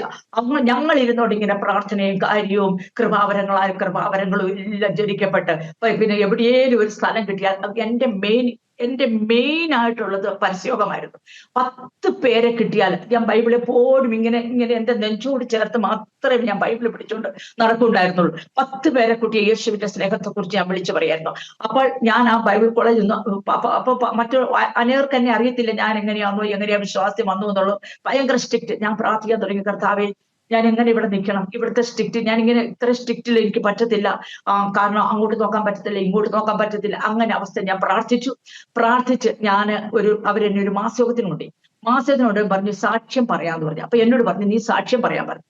ആദ്യത്തെ എന്റെ ഫസ്റ്റ് എക്സ്പീരിയൻസാ സാക്ഷ്യം പറയാൻ പറയുമ്പോൾ എനിക്ക് എന്നതാ സാക്ഷ്യം പറയാനെന്ന് അറിയത്തില്ല. വണ്ടർഫുൾ. എന്തായാലും എനിക്കൊരു ഭയങ്കര ഒരു ശക്തി എന്നിലേക്ക് വന്നു. ഞാൻ ആ ശക്തി എനിക്ക് എവിടെ നിന്ന് വന്ന ഏറ്റു നിന്ന് ഞാൻ അങ്ങോട്ട് എന്റെ ടെസ്റ്റിമണി, കാരണം ഇപ്പം പറഞ്ഞേക്കരുത്, നന്നായിട്ട് അന്ന് ഞാൻ ടെസ്റ്റിമണി പറഞ്ഞത്. അങ്ങനെ ഞാൻ അങ്ങോട്ട് ഫേമസ് ആയി. അപ്പൊ ടീച്ചേഴ്സ് എല്ലാം എന്നെ കൺവെൻഷന് കൊണ്ടുപോകാൻ തുടങ്ങി. എന്നെ സൺഡേ നമ്മുടെ നമ്മുടെ ബൈബിൾ കോളേജിലെ ചാപ്പലിൽ എല്ലാ സൺഡേയിലും ഓരോ ചർച്ചകളിൽ കൊണ്ടുപോകാൻ തുടങ്ങി. അവർക്ക് ഒത്തിരി ചർച്ചസ് ഉണ്ട് അവിടെ എല്ലാം. അങ്ങനെ ഞാൻ പയ്യെ എന്നെ കർത്താവ് എന്നെ ഉയർത്താൻ തുടങ്ങി. ഉയർത്തും മീൻസ് ഞാൻ ഫേമസ് ആകാനല്ല പറയുന്നത്, കർത്താവ് എന്നെ ഉപയോഗിക്കാൻ തുടങ്ങി. അപ്പോൾ അങ്ങനെ ഇപ്പൊ എന്റെ കർത്താവ് എനിക്കൊരു ഇത് തന്നായിരുന്നു. എന്റെ ഫാദർ മാരകമായ അസുഖത്താൽ മരിക്കുമെന്നുള്ള ആ ഒരു വെളിപ്പാട് കർത്താവ് എനിക്ക് തന്നിരുന്നു. അത് ഞാൻ ഡയറിയിൽ എഴുതി വെച്ചിട്ടുണ്ട്. അപ്പോൾ എന്റെ 3 വർഷത്തെ പഠനം അവിടെ കഴിഞ്ഞു, പ്രിയമുള്ളവരെ. അവിടെ കഴിഞ്ഞ വളരെ നല്ല രീതിയിൽ, എനിക്ക് അന്ന് പേസ്റ്റ് മേടിക്കാൻ പൈസ ഇല്ല, ഒന്നുമില്ല. എനിക്ക് വീട്ടുകാരുമായിട്ട് യാതൊരു ബന്ധവുമില്ല, യാതൊരു ക്ലോസും ഇല്ല. അങ്ങനെ ഇരിക്കുമ്പോഴേ അവിടുത്തെ ഈ എന്നെ കളിയാക്കിയ ആ ടീച്ചർ എന്നെ സ്വന്തം മോളായിട്ട് എടുത്തു. ഇന്ന് അമേരിക്കയിലാണ് അവര്. എബ്രഹാം സാറ് മരിച്ചുപോയി, മോനും അമ്മമ്മയൊക്കെ ഉണ്ട് ഇപ്പോഴും. അങ്ങനെ അവരാണ് എന്നെ സ്വന്തം മോളാക്കി എടുത്ത് അവരാണ് എന്നെ ഓരോ ദിവസവും പോറ്റി പുലർത്തി കൊണ്ടുപോകുന്നത്. എനിക്ക് വേണ്ട എല്ലാ ആവശ്യങ്ങളും നടത്തി. അങ്ങനെ ഇരുന്നപ്പോൾ ഞാൻ ഗ്രാജുവേറ്റ് ചെയ്ത് കഴിഞ്ഞപ്പോൾ എങ്ങോട്ട് പോകണമെന്ന് അറിയത്തില്ല, എവിടെ പോകും. അപ്പൊ ഈ അവധി സമയങ്ങളിലെല്ലാം ഓരോ ഫ്രണ്ട്സ് കൊണ്ടുപോകും, അല്ലെ ഓരോ ടീച്ചേഴ്സ് എന്നെ കൊണ്ടുപോകും. ഞങ്ങൾ 2-3 പേരുണ്ട് അങ്ങനെ. അവിടെ പോവുക, അപ്പൊ പരസ്യയോഗവും കൺവെൻഷനും അങ്ങനെയൊക്കെ ആയിട്ട് അങ്ങനെ ഞങ്ങളുടെ അവധിക്കാലം എല്ലാം അങ്ങനെ കഴിച്ചു കൂട്ടി. പഠിത്തം കഴിയുമ്പോൾ എങ്ങോട്ട് പോകും. അപ്പോൾ അങ്ങനെ ഇരുന്നപ്പോഴാണ് എബ്രഹാം സാർ റാന്നി എന്ന സ്ഥലത്ത് അവിടെ ഒരു ബൈബിൾ കോളേജ് എന്നെ പഠിപ്പിക്കാനായിട്ട് കൊണ്ടാക്കി. എനിക്ക് ശരിക്കും ബൈബിൾ അറിയത്തില്ല, നിങ്ങൾ മനസ്സിലാക്കണം. സമുദ്രം പോലെ കിടക്കുന്ന ഈ ബൈബിൾ 3 വർഷം പഠിച്ച് നമുക്ക് എന്ത് നേടാൻ പറ്റും. ഞാൻ അവിടെ ചെന്നപ്പോൾ എന്നെ പഠിപ്പിക്കുന്ന സ്റ്റുഡന്റ്, അതൊക്കെ രസകരമായ സംഭവം. ഞാൻ സത്യമേ സംസാരിക്കുള്ളൂ. ഞാൻ അവിടെ ചെന്ന് അവിടുത്തെ ഡയറക്ടറോട് പറഞ്ഞു, സാറേ എനിക്ക് പഠിപ്പിക്കാൻ പറ്റത്തില്ല, കാരണം എന്നെ പഠിപ്പിക്കുക അവിടുത്തെ സ്റ്റുഡൻസ്, അതുകൊണ്ട് എനിക്ക് വേറെ എന്തെങ്കിലും തന്നാൽ ഞാൻ ചെയ്തോളാം. അവരെന്നെ വാർഡനാക്കി എടുത്ത് അവിടെ ഇങ്ങനെയൊന്നും പരസ്യവും കാര്യമൊക്കെ ആയിട്ട് നല്ല രീതിയിൽ മുമ്പോട്ട് പോയപ്പോഴാണ് ഞാൻ നിങ്ങോട്ട് പറയട്ടെ, എനിക്ക് ടെലഗ്രാം വരികയാണ്. Immediately you come soon. എന്താന്ന് വെച്ചാൽ എന്റെ ഫാദർ അസുഖത്താൽ ഭാരപ്പെട്ട്, ക്യാൻസർ രോഗത്താൽ അതിനോട് പറയുന്നില്ല, ഇത്ര മാത്രമേ ഉള്ളൂ. എനിക്ക് ആദ്യം കിട്ടിയ ഒരു അവസരമാണ്. നിങ്ങൾ വിചാരിക്കും ആദ്യം കിട്ടിയ എന്റെ ചേച്ചിയുടെ അടുത്ത് ഞാൻ പോകും, എന്റെ ഭവനത്തിൽ ഞാൻ പോകത്തില്ലായിരുന്നു.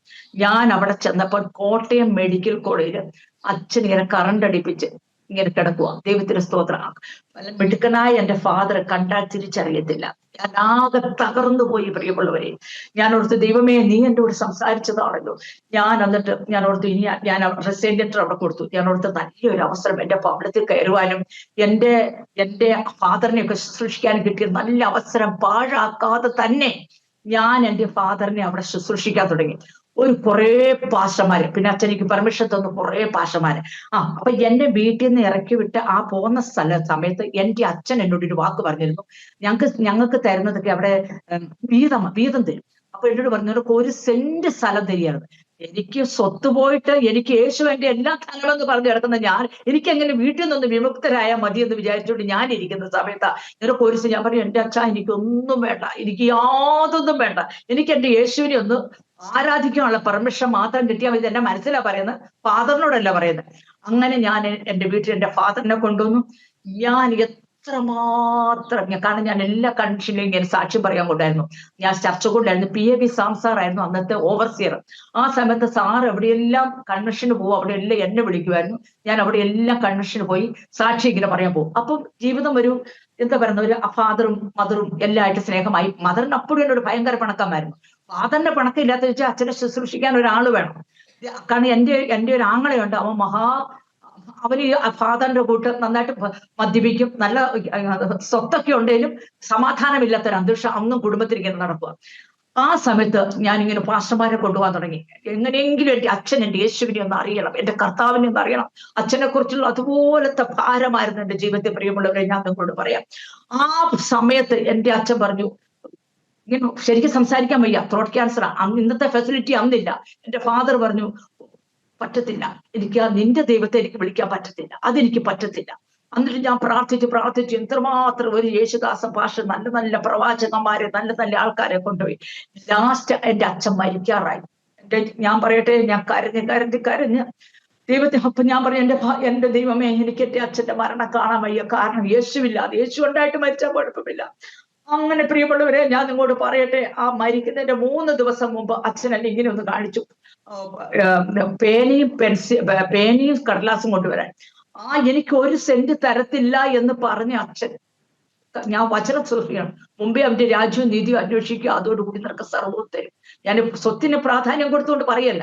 അച്ഛൻ എഴുതാൻ മേല, ഇങ്ങനെ തെക്ക് സൈഡിൽ അരിയേക്കർ സ്ഥലം സീനായിട്ട് കൊടുക്കണമെന്ന് എഴുതി തന്നു. ഞാൻ സൂക്ഷിച്ചു വെച്ചു. അങ്ങനെ എന്റെ ഫാദർ മരിക്കുക. അവിടെ ഫാദർ മരിച്ചതിന് ശേഷം ഞാൻ അതും കൂടെ പറയട്ടെ. അപ്പൊ അവിടുത്തെ പൂജാരി വന്നു. അപ്പൊ എന്റെ അച്ഛന്റെ ആൾക്കാരെല്ലാം വലിയ വലിയ ആൾക്കാരോട്, ജനങ്ങൾ ഭയങ്കര ജനങ്ങളാ. 10 മക്കളും ഇറങ്ങി നിൽക്കാൻ പറഞ്ഞു. അപ്പൊ 2 എണ്ണങ്ങളില്ല. അപ്പൊ 2 എണ്ണം എന്ത് ചെയ്യുമെന്ന് ചോദിച്ചു. അപ്പൊ ഞങ്ങൾ എന്ത് ചെയ്യും? എന്റെ ചേച്ചിക്ക് ആകപ്പാട് ഒരു എന്തലാപ്പ്, എന്ത് ചെയ്യും? എന്റെ ആ പഞ്ചായത്തിലുള്ള എന്റെ അച്ഛന്റെ അനിയനോട്, ഭാര്യയോട് ഞാൻ ചെന്ന് പറഞ്ഞു, എന്റെ ചാച്ചിയോട് ഞാൻ ചെന്ന് പറഞ്ഞു, ഞാൻ സേവ ചെയ്തു. ഞാൻ എന്റെ അച്ഛനെ, കാരണം എന്നൊക്കെ പസെല്ലാം പഴുപ്പ് ഞാൻ എന്റെ കൈയിട്ട് എന്റെ ഫാദറിനെ അതുപോലെ ഞാൻ എന്റെ ഫാദറിനെ ശുശ്രൂഷിച്ചു. എത്രമാത്രം അച്ഛൻ എന്നെ വെറുത്തോ അത്രമാത്രം എന്റെ ഫാദർ എന്നെ സ്നേഹിക്കുവാൻ തുടങ്ങി. അപ്പോൾ ആ യേശുവിന്റെ സ്നേഹം എന്റെ പ്രവൃത്തിയിൽ കൂടി എന്റെ അച്ഛന് മനസ്സിലായി. സത്യമായിട്ടും ഇവളൊരു സത്യദൈവത്തെ അറിഞ്ഞെന്നുള്ള അച്ഛൻ അറിയാം. എന്നാലും അച്ഛൻ ഒരിക്കലും ആ ഹിന്ദുസം വിടാൻ അച്ഛൻ തയ്യാറായിട്ടില്ല. ദൈവത്തിന്റെ സ്തോത്രം. അങ്ങനെ ഇരുന്ന സമയത്ത് ഈ പണ്ഡിറ്റ് വന്നു. ഞാൻ ശരിക്ക് അവരോട് നിന്ന് അങ്ങ് പറഞ്ഞു, യേശു മാത്രം, ആ യേശു എന്നെ പഠിപ്പിച്ച ശുശ്രൂഷ ഞാൻ എന്റെ അച്ഛന് ചെയ്തു. ഞാൻ അവിടെ ഇറങ്ങിയില്ല, ഞാൻ ഒരു പൂജയും ചെയ്തില്ല. എന്റെ ഒപ്പം എന്റെ ചേച്ചി നിന്നു. അങ്ങനെ ഇരുന്നപ്പോഴാണ് 12 അടിയന്തരം വരിക. നിങ്ങൾ ശ്രദ്ധിച്ചു കേൾക്കണം, 12 അടിയന്തരം വന്നു. അപ്പൊ കർത്താവ് എനിക്ക് വേണ്ടി ചെയ്ത കാര്യങ്ങളാണ് ഞാൻ പറയുന്നത്. അപ്പോൾ വലിയ സദ്യം കാര്യമാണ്. അപ്പൊ ഞാൻ ഓർത്തു, ഇവിടുന്ന് എനിക്ക് പോകണം, അല്ലെങ്കിൽ ഇതിലെല്ലാം എനിക്ക് ഇതിലെല്ലാം എനിക്ക് ചെയ്യേണ്ടി വരും, എന്തെങ്കിലുമൊക്കെ ചെയ്യേണ്ടി വരും. അപ്പോൾ ഞാൻ എന്നെ ചെയ്തു. ആ സമയത്ത് പ്രിയമുള്ളവരെ, നിങ്ങൾ ചിന്തിക്കണം, ഞാൻ കൂത്താറം പാലച്ചോട്ട് ഞാൻ ഒരു പരസ്യോഗത്തിന് പ്രസംഗിക്കുക. അത് ഇവർ സദ്യയെല്ലാം കഴിഞ്ഞു പോയി. എന്റെ ചേട്ടൻ അത് കണ്ടു. ഞാൻ അവിടെ നിന്നുകൊണ്ട് വചനം പ്രസംഗിക്കുന്നത്. ദൈവത്തിന്റെ സ്തോത്രം. വേറൊരു ചേട്ടൻ വന്ന് എന്നെ കുറഞ്ഞൊരു 3 മണിക്കൂർ ഇട്ടടിച്ചു. 3 മണിക്കൂർ മിച്ചം എന്നെ, നീ ബലഭേദം കൂടി, നീ പൊന്തുക്കളായി, നീ ഞങ്ങൾക്ക് അപമാനം വരുത്തി എന്ന് പറഞ്ഞിട്ട്, അന്ന് നോക്കണം, എനിക്കധികം പ്രായം പോലുമില്ല. ആ സമയത്ത് എന്നെ ഇഷ്ടം പോലെ അടിച്ചു. ആ ചേച്ചിയെ പറഞ്ഞ് എന്റെ സ്വന്തം എന്റെ വീട്ടിൽ വിട്ടു. അപ്പൊ നോക്കണം, ഞാൻ യേശുവിനെ അറിഞ്ഞതിന് ആ ചേച്ചിയുടെ കുടുംബം പോയി. അതുപോലെ തന്നെ എന്നെ ഇഷ്ടം അടിച്ചെന്നെ. അപ്പൊ ആ നാട്ടുകാരെല്ലാം കൂട്ടി പറഞ്ഞു, എന്റെ പേരിൽ കേസ് കൊടുക്കുക, അങ്ങനെ കൊടുക്കുക, ഇങ്ങനെ. പക്ഷെ നാട്ടുകാർക്ക് എന്റെ ഫാദർ, ഞങ്ങൾ ആൾക്കാര് ചില നല്ല ഇതുള്ളത് കൊണ്ട് അവരൊരിക്കലും ഞങ്ങളെ അറ്റാക്ക് ചെയ്യാൻ എന്നെ വരുന്നില്ല, എന്റെ കുടുംബക്കാരെ എന്നോട്. പക്ഷെ അവർക്ക് മനസ്സിൽ എന്നോട് ഭയങ്കര പിണക്കവും വൈരാഗ്യ, ഇവള് മതം മാറി എന്നുള്ളത്. കത്തോലിക്കര് പോലും ഞങ്ങൾക്ക് എതിരാ. ഇവിടെ ഏത് മതം സ്വീകരിച്ചേക്കുന്നത്? നിനക്ക് കത്തോലിക്ക ചേരാൻ വരായിരുന്നോ എന്നാ ചോദിക്കുന്നത്. അപ്പൊ എനിക്ക് കാരണം എന്റെ ജീവിതത്തെ അവർ നോക്കുമ്പോൾ എന്റെ ജീവിതം ആകെ വ്യതിയാനപ്പെട്ടു. കാരണം ഒരു അഹങ്കാരിയായിരുന്ന ഞാൻ, ഒരു സാഡിസ്റ്റ് ആയിരുന്ന ഞാൻ, ഒരിക്കലും ഹിന്ദു പറഞ്ഞിരുന്ന ആകപ്പാടെ ഞാൻ എന്റെ യേശു എന്നുള്ള ഒരു പ്രാന്തായി തീർന്നപ്പോൾ ഇവർക്ക് മനസ്സിലായി, തീർച്ചയായിട്ടും ഇവരിൽ എന്തോ സംഭവിച്ചിട്ടുണ്ട് എന്നുള്ളത് ഇവർക്ക് പരിപൂർണമായി മനസ്സിലാക്കി. അങ്ങനെ പലരും ഞങ്ങളുടെ നാട്ടിലുള്ള ഒരു കുടുംബം യേശുവിനെ ഒരു ഹിന്ദു കൺവേർട്ട്, അവർ കർത്താവിനെ അറിഞ്ഞു. അവര് മുമ്പോട്ട് വന്നു. അവരുടെ കുടുംബങ്ങൾ മൊത്തം മുമ്പോട്ട് വന്നു. 1-2 കുടുംബം അവർ യേശുവിനെ അറിയാനിടയായി. ഞാനിങ്ങനെ എന്റെ ജീവിതം കണ്ടുകൊണ്ട് അവർ വന്നതെന്ന് മനസ്സിലാക്കണം. അങ്ങനെ ആ 13 അടിയന്തരത്തിന്റെ അന്ന് ആ കണ്ടതിന്റെ പേര് ഞാൻ ഇഷ്ടം പോലെ അടി മേടിച്ചു. പ്രിയമുള്ളവർ, ഇഷ്ടം പോലെ അടി. ഞാൻ മിണ്ടാതെ പോന്നു. ഞാൻ ദൈവസന്നിധിയിൽ പ്രാർത്ഥിച്ചു. എനിക്ക് എന്റെ ചേച്ചി വീട്ടിൽ വന്ന എന്റെ ആ ദുഃഖം എനിക്കുണ്ടായിരുന്നു. ഞാൻ നിമിത്തമാണല്ലോ എന്റെ ചേച്ചി 2 കുഞ്ഞുങ്ങളുമായിട്ട് ചേച്ചി വീട്ടിൽ നിൽക്കുക. ആ ചേച്ചി വിശ്വാസത്തിട്ട് ഒരു സ്നാനപ്പെടാൻ എന്നപ്പോഴത്തേനും ആ ചേച്ചിയുടെ ഹസ്ബൻഡ് വന്ന് ചേച്ചിയെ കൊണ്ടുപോയി. പൈശാചികന്റെ ശക്തി ഇത് നോക്കണം. പെട്ടെന്ന് വന്ന് അവിടെ കൊണ്ടുപോയി ചേച്ചിനെ അമ്പലത്തിൽ കൊണ്ടുപോവുക, നിർബന്ധിച്ച് പ്രസാദം കഴിപ്പിക്കുക. ചേച്ചി കഴിക്കത്തില്ലായിരുന്നു. ആ ചേച്ചി, അതൊക്കെ വലിയൊരു സാക്ഷ്യമാണ്. ഞാൻ നിങ്ങളോട് പറയാം. ആ ചേച്ചി കാരണം ആ ചേച്ചിക്ക് മനസ്സിലായി ഇത് യേശുവാണ് സത്യദൈവം എന്ന് മനസ്സിലായി. അങ്ങനെ ഞാൻ എന്റെ ഭവനത്തിലായിരിക്കുമ്പോഴാണ് എന്റെ അമ്മ സീരിയസ് ആകുന്നത്. ഷുഗറിന്റെ അസുഖത്താൽ എന്റെ പ്രാർത്ഥിച്ചു. എന്റെ അമ്മ വിശ്വാസത്തിൽ വന്നു. ഞാൻ ഷോർട്ടായിട്ട് പറയാണ്, എന്റെ അമ്മ വിശ്വാസത്തിൽ വന്നു. ലോകത്തിലെ ഏറ്റവും വലിയ സംഭവം. കാരണം എനിക്ക് നല്ലൊരു ആഹാരം തരത്തില്ലായിരുന്നു എന്റെ പിന്നോട്ട് കൊണ്ടുപോയി. എന്റെ അമ്മ വിശ്വാസത്തിൽ വന്നു. ഇപ്പൊ ഞാൻ ചുരുക്കമായി നിങ്ങളോട് പറയട്ടെ, 10 മക്കളിൽ 6 പേര് കുടുംബമായി എന്റെ സത്യദൈവത്തെ ആരാധിക്കുക. അവരുടെ മക്കളും അവരുടെ മക്കളുടെ മക്കളും എന്റെ ആങ്ങള ഏറ്റവും എതിരായിട്ടൊന്നൊരു സെൻട്രൽ പാസ്റ്റർ, ചർച്ച സെൻട്രൽ പാസ്റ്റർ എന്തൊക്കെയൊക്കെ പോസ്റ്റ് ഉണ്ട്, ഞാൻ ചോദിക്കാറില്ല. അവര് മൊത്തം വിശ്വാസി വന്നു. എല്ലാം നല്ല, കാരണം ആ ദേശത്തിലെ ആദ്യത്തെ വിശ്വാസികളാണ് ഞാൻ. തൊടുപുഴയിലുണ്ട്, അങ്ങനെ കൂത്താട്ടുകുളത്തുണ്ട്, പിറവത്തുണ്ട്. അങ്ങനെ ഓരോ സ്ഥലങ്ങളിൽ എന്റെ കുടുംബം, അവരെല്ലാം അവരുടെ മക്കളും അവരുടെ മക്കളുടെ മക്കളും. അതുമല്ല എന്നെ അടിച്ച എന്റെ ചേച്ചി, അത് നോക്കണം, ആ ചേച്ചി വിശ്വാസം വന്ന് അവരുടെ മക്കളുടെ മക്കളും അവരെല്ലാം വിശ്വാസത്തിൽ വന്നു. ഇന്ന് ഞങ്ങളുടെ അവര് 4 പേരായി, ഇന്ന് ഞങ്ങൾ 6 പേര് കുടുംബമായി. പക്ഷെ എന്റെ ആ രക്ഷിക്കപ്പെടാത്ത ചേച്ചിമാർ യേശുവിൽ വിശ്വസിക്കുന്നു. ചേട്ടന്മാര് കട്ടർ ഹിന്ദുക്കളാണ്. ഇപ്പോഴും ഞങ്ങൾ കടിച്ചു തിന്നത്തെ ടീമുകളാ. ഇപ്പൊ ഇത് കേൾക്കും, എന്തായാലും ഇതെന്റെ കേൾക്കട്ടെ, ഇവര് കേൾക്കും. ദൈവത്തിന് സ്തോത്രം. കാരണം നടക്കുന്ന സംഭവമാണ്. അപ്പോൾ അങ്ങനെ ഓരോ ദിവസങ്ങൾ ഞങ്ങളുടെ കഴിഞ്ഞുപോയി. അപ്പോഴാണ് എന്റെ വിവാഹത്തിന്റെ വരുന്നത്. ഞാൻ വിവാഹം കഴിക്കാൻ ഒരു സമയം ഒത്തിരി ആയെന്ന് തോന്നുന്നു. എന്റെ വിവാഹം കഴിക്കാൻ ഞാൻ ആഗ്രഹിച്ചിരുന്നു. എന്റെ പ്രിയമുള്ളവരെ, എങ്ങനെയൊരു നല്ല ശുഭ്ര മണവാട്ടിയായിട്ട് എന്റെ കർത്താവിനോട് കൂടെ പോരണം. അപ്പൊ എന്റെ അമ്മയുടെ ഏറ്റവും വലിയ ആഗ്രഹമായിരുന്നു, വിവാഹം കഴിച്ചത് എന്നെ ആരും നോക്കും, ഫാദർ ഇല്ല. അങ്ങനെ ഇപ്പോൾ ചിറ്റാറില് ഒരു പാസ്റ്റർ ഞങ്ങളുടെ സഭയിൽ വരുക. അപ്പൊ എന്റെ തൊഴില്, ഇവിടെ എറണാകുളത്ത് ഡിസ്ട്രിക്റ്റിന്റെ ഞാൻ ചർച്ചകോടിലെ അന്ന് ആ കൊച്ചിലെ തന്നെ ഞാൻ എറണാകുളം സെക്രട്ടറി പ്രസിഡന്റ് ആയി ഞാൻ. അപ്പോൾ എനിക്ക് നല്ല രീതിയിലുള്ള ഒരു വർക്കും നല്ല രീതിയിലുള്ള കർത്താവിന് വേണ്ടി ശക്തമായിട്ട് പ്രയോജനപ്പെടുക, എല്ലാ രീതിയിലും കർത്താവിന്റെ ശക്തമായിട്ട് അവിടെ ഉപയോഗിച്ചുകൊണ്ടിരുന്ന സമയത്താണ് ഇങ്ങനെ അവിടുത്തെ ഒരു പാസ്റ്റർ ഞങ്ങളുടെ ചർച്ച വരുന്നു. അപ്പോൾ ഇങ്ങനെ ഒരു പയ്യനുണ്ട്, അതായത് ഇവിടെ രാജസ്ഥാനിലാണ്, ജയ്പൂർ എന്ന സ്ഥലത്താണ്. ആ വ്യക്തി ഇതുവരെ വിവാഹം കഴിച്ചിട്ടില്ല. എന്തുകൊണ്ടെന്നാൽ പുള്ളി ഹിന്ദു കൺവെർട്ടിൽ നിന്ന് വന്ന ഒരു പെൺകുട്ടിയെ വിവാഹം കഴിക്കത്തുള്ളൂ. എന്റെ ഹസ്ബൻഡ് ചേട്ടൻ കല്യാണം കഴിച്ചു, അനിയൻ കല്യാണം കഴിച്ചു, മക്കളായി. അപ്പൊ എന്റെ ഫാദറിലെ പറഞ്ഞു, നീ ഹിന്ദു കൺവെർട്ടിൽ നിന്ന് കല്യാണം കഴിച്ചിട്ട് വന്നാല് നീ ഇങ്ങോട്ട് വരണ്ട, അവിടുന്ന് കല്യാണം കഴിച്ചിട്ട് അങ്ങോട്ട് പോകണം പറഞ്ഞു. അപ്പോൾ എന്റെ ഹസ്ബൻഡിന് നിർബന്ധം ഉണ്ടായിരുന്നു, നല്ല സാക്ഷ്യമാണ് എന്റെ ഭർത്താവിൻ്റെത്. എന്റെ ഭർത്താവിന് നിർബന്ധം ഉണ്ടായിരുന്നു, അനുഭവത്തിൽ നിന്ന് വരുന്ന ഒരു പെൺകുട്ടിയല്ലാതെ ഞാൻ വിവാഹം കഴിക്കത്തില്ല, അത് ഹിന്ദുക്കളിൽ നിന്ന് വന്നതായിരിക്കണം. അത് നിർബന്ധമുണ്ടായിരുന്നു. അതുകൊണ്ട് എന്റെ ഹസ്ബൻഡ്, ചിലപ്പോൾ ആരും ചെയ്യാത്തൊരു കാര്യമായിരിക്കാം എന്ന് എനിക്ക് തോന്നുന്നു എന്റെ ഹസ്ബൻഡ് ചെയ്തത്. അപ്പോൾ പെട്ടെന്ന് പ്രപ്പോസൽ വന്നു. എന്റെ വീട്ടുകാർ അവിടെ ചെന്നപ്പോൾ അവർ നല്ല സിറ്റുവേഷൻ, നല്ല സ്വത്തുകാര്, നല്ല രീതിയിൽ ജീവിക്കുന്നവര്, അച്ഛനുള്ള ഒരു കുടുംബം. ഇവര് വിശ്വാസത്തില്ല, അവരൊന്നും വിശ്വാസത്തിലല്ല. അപ്പോൾ എന്റെ ആങ്ങളെക്ക് ഇഷ്ടപ്പെട്ടു. അവരൊക്കെ ഈ സ്വത്ത്, അന്ന് എന്റെ ആങ്ങളെ വിശ്വാസം വന്നിട്ടില്ല. ഞാൻ വിവാഹം കഴിക്കുമ്പോൾ എന്റെ ആങ്ങളെ എന്റെ അമ്മയൊന്നും വിശ്വാസം വന്നിട്ടില്ല. അപ്പൊ അവര് എന്ന് കണ്ടപ്പോൾ, ഇത്ര സ്വത്തൊക്കെ കണ്ടപ്പോഴത്തേനും, കാരണം അവർക്ക് ഇതൊക്കെയായിരുന്നില്ലേ നോക്കുന്നത്. അപ്പൊ അവർ നല്ലൊരു കുടുംബമാ, ഇഷ്ടംപോലെ നോക്കുമ്പോൾ ഇത്രയേക്കർ സ്ഥലം കിടക്കുന്നു, നല്ലതാ.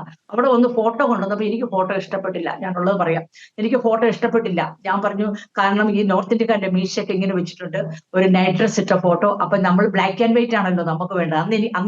അന്നത്തെ കൺസെപ്റ്റ് അതാണ്. ഇന്നെനിക്ക് വിഷയമല്ല, ഇത് നോർത്ത് ഇന്ത്യ വന്നപ്പോ എല്ലാം മനസ്സിലായി.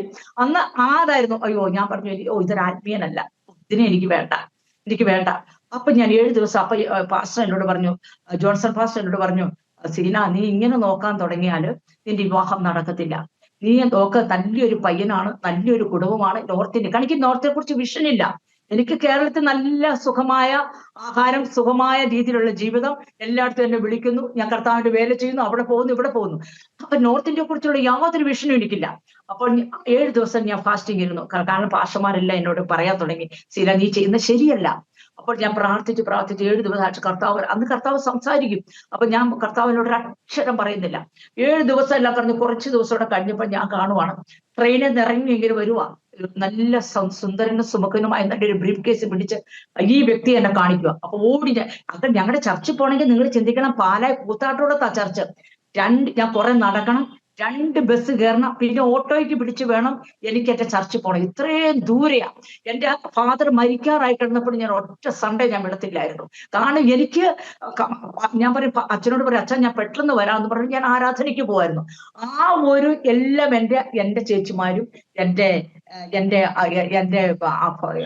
ആങ്ങളെയും എല്ലാം, അത് കാരണം കർത്താവിനെ അറിഞ്ഞു കഴിഞ്ഞപ്പോ എല്ലാവർക്കും ആ സ്പിരിറ്റാണ്.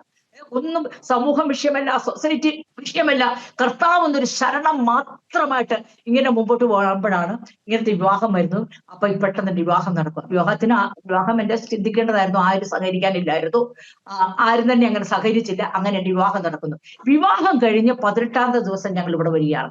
18ാം ദിവസം നമുക്കറിയാം, നല്ലൊരു AC റൂമിൽ നിന്ന്, ഇപ്പൊ ഞാനിപ്പോ ഈ ഇരിക്കുന്ന റൂമിൽ നിന്ന് വെളിയിലോട്ട് പോയാൽ ചുട്ടുപഴുത്ത, ഇപ്പൊ ഈ മുറി ഭയങ്കര ചൂടാണ് ഇവിടെ രാജസ്ഥാനിലൊക്കെ. ഇപ്പൊ ഈ റൂമിൽ നിന്ന് അങ്ങോട്ട് പോയാൽ ഭയങ്കര ചൂടെന്ന് പറഞ്ഞു പോലെ, നമ്മൾ കേരളത്തിൽ നിന്ന് വന്ന് രാജസ്ഥാനിലോട്ട് വന്നപ്പോ നല്ല ഭക്ഷണമില്ല, നല്ല കിടപ്പാൻ നല്ല സൗകര്യമില്ല, നല്ല ബെഡില്ല, ഒന്നുമില്ലാത്ത. അപ്പൊ ദൈവം നമ്മളെ കൊണ്ടയിട്ടത് എവിടാ? എനിക്ക് എന്തോ ഞാൻ പറയുന്നത്, വല്ലാത്തൊരവസ്ഥയിൽ ആ ചൂടേറിയ കാരണം ഇങ്ങനെ വെട്ടിത്തിളങ്ങുക. രാജസ്ഥാനിലെ മരുഭൂമിയെന്ന് ഞാൻ കണ്ടു, വെട്ടിത്തിളങ്ങുക.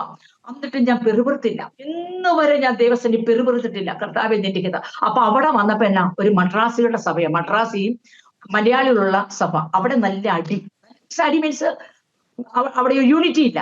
അപ്പൊ ഞാൻ എന്റെ ഹസ്ബൻഡിനോട് പറഞ്ഞു, അങ്ങനെയാണെങ്കിൽ നമുക്ക് കേരളത്തിൽ നിന്നാ പോരെ, നമ്മുടെ ടി ജെ ശമ്പൽ സാർ നല്ലൊരു സഭ നമുക്ക് തരത്തില്ലേ, എന്തിനാ ഇങ്ങോട്ട് വന്നത്, ഇവിടെ ഈ അടി കൂടാനാണ് എന്തിനാ ഇങ്ങോട്ട് വന്നത്. അപ്പൊ ഇപ്പം ഞങ്ങൾ നിൽക്കുന്ന സ്ഥലത്ത് എന്റെ കണ്ണു കാണിക്കാനാണ് ഞാൻ ഇവിടെ വന്നപ്പോ ഞങ്ങൾ പ്രാർത്ഥിച്ചു, കൈ ഉയർത്തി പ്രാർത്ഥിച്ചു. കർത്താവേ, നോക്കുമ്പോ ഞാൻ ഇവിടെ വന്ന സമയത്ത് ഞങ്ങൾക്കൊരു വിശ്വാസിയെ കാണണമെങ്കിൽ 6 മണിക്കൂർ യാത്ര ചെയ്ത് ജയ്പൂര് പോണായി.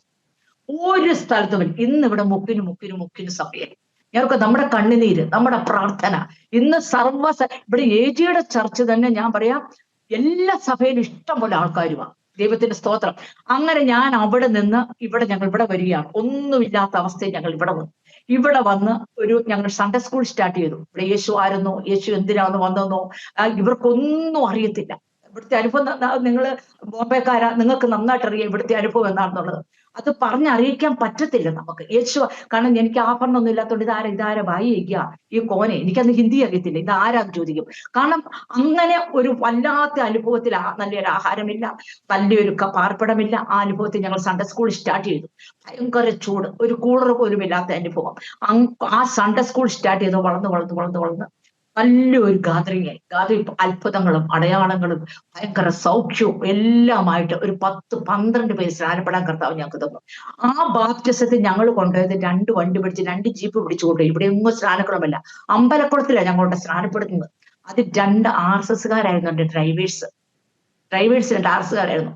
അവർ ഞങ്ങളെ പിടിച്ചെന്ന് പറഞ്ഞ വെളുപ്പിന് ഒരു 3 മണിയാകുമ്പം വരും കാക്കി നിക്കറുമായിട്ട്. അപ്പൊ എനിക്ക് ഹിന്ദി ശരിക്കും അറിയത്തില്ല. അപ്പൊ എന്നോട് ചോദിക്കും, നിന്റെ ഹസ്ബൻഡ് എന്ത്? ഞാൻ പറയും നെയ് ഇങ്ങനെ പറയും, നെയ് ദില്ലി നേരത്തെ ജയ്പൂർ ഇങ്ങനെ പറയുമായിരുന്നു. അങ്ങനെ ഡെയിലി വന്നു. അപ്പോഴത്തേന് ഞങ്ങൾ സ്കൂൾ സ്റ്റാർട്ട് ചെയ്തായിരുന്നു. ലിറ്റിൽ ഏഞ്ചൽസ് ഇംഗ്ലീഷ് മീഡിയം സ്കൂളിൽ ഉണ്ട് ഒരു സ്കൂൾ ഞാൻ സ്റ്റാർട്ട് ചെയ്തായിരുന്നു. ആ സ്കൂളിൽ ഞങ്ങൾ അപ്പം ഒരു മാസം ഞങ്ങൾ 6 വീട് ഒരു കാര്യം ചെയ്യിപ്പി. RSS പേര് അവര് വന്ന് നമ്മളെ വീട് കാര്യം ചെയ്യിപ്പിച്ചു. അങ്ങനെ 6ാമത്തെ വീട്ടിൽ ഞങ്ങൾ അവിടെ താമസിക്കുമ്പോൾ ഇവര് വന്ന് നമ്മളെ അറ്റാക്ക് ചെയ്യാൻ തുടങ്ങി. എന്റെ ഹസ്ബൻഡിനെ പിടിച്ചു വലിച്ചു കൊണ്ടുപോയി. അന്ന് 18 പേര്, ഇന്ന് 100-600 പേരാ വരുന്നത്. അന്ന് 10-18 പേര്, ഇപ്പോഴും എനിക്ക് എണ്ണ അറിയാം. 18 പേര് വന്ന് ഇഷ്ടം പോലെ ഇട്ടങ്ങ് ചതച്ച് എന്റെ ഹസ്ബൻഡ് ഇങ്ങനെ കുഞ്ഞങ്ങ് നിന്ന് കൊടുത്തു. ഇഷ്ടം പോലെ അടി മേടിച്ചതിന് ശേഷം ഞങ്ങൾ പറയാം, നിങ്ങൾ ഹോം മിനിസ്റ്ററുടെ ലെറ്റർ ഞങ്ങളുടെ കയ്യിൽ വന്നു. അപ്പോഴാണ് ഞങ്ങൾ പറഞ്ഞു, ഞങ്ങൾ ഇത്രയും വലിയ ആൾക്കാരാണ്, ഒരു 10-12 പേര് സ്നാനപ്പെട്ടതിന്റെ പേര് ഞങ്ങൾ home minister letter. Daily police വീട്ടിലെ ഭയങ്കര പ്രശ്നം.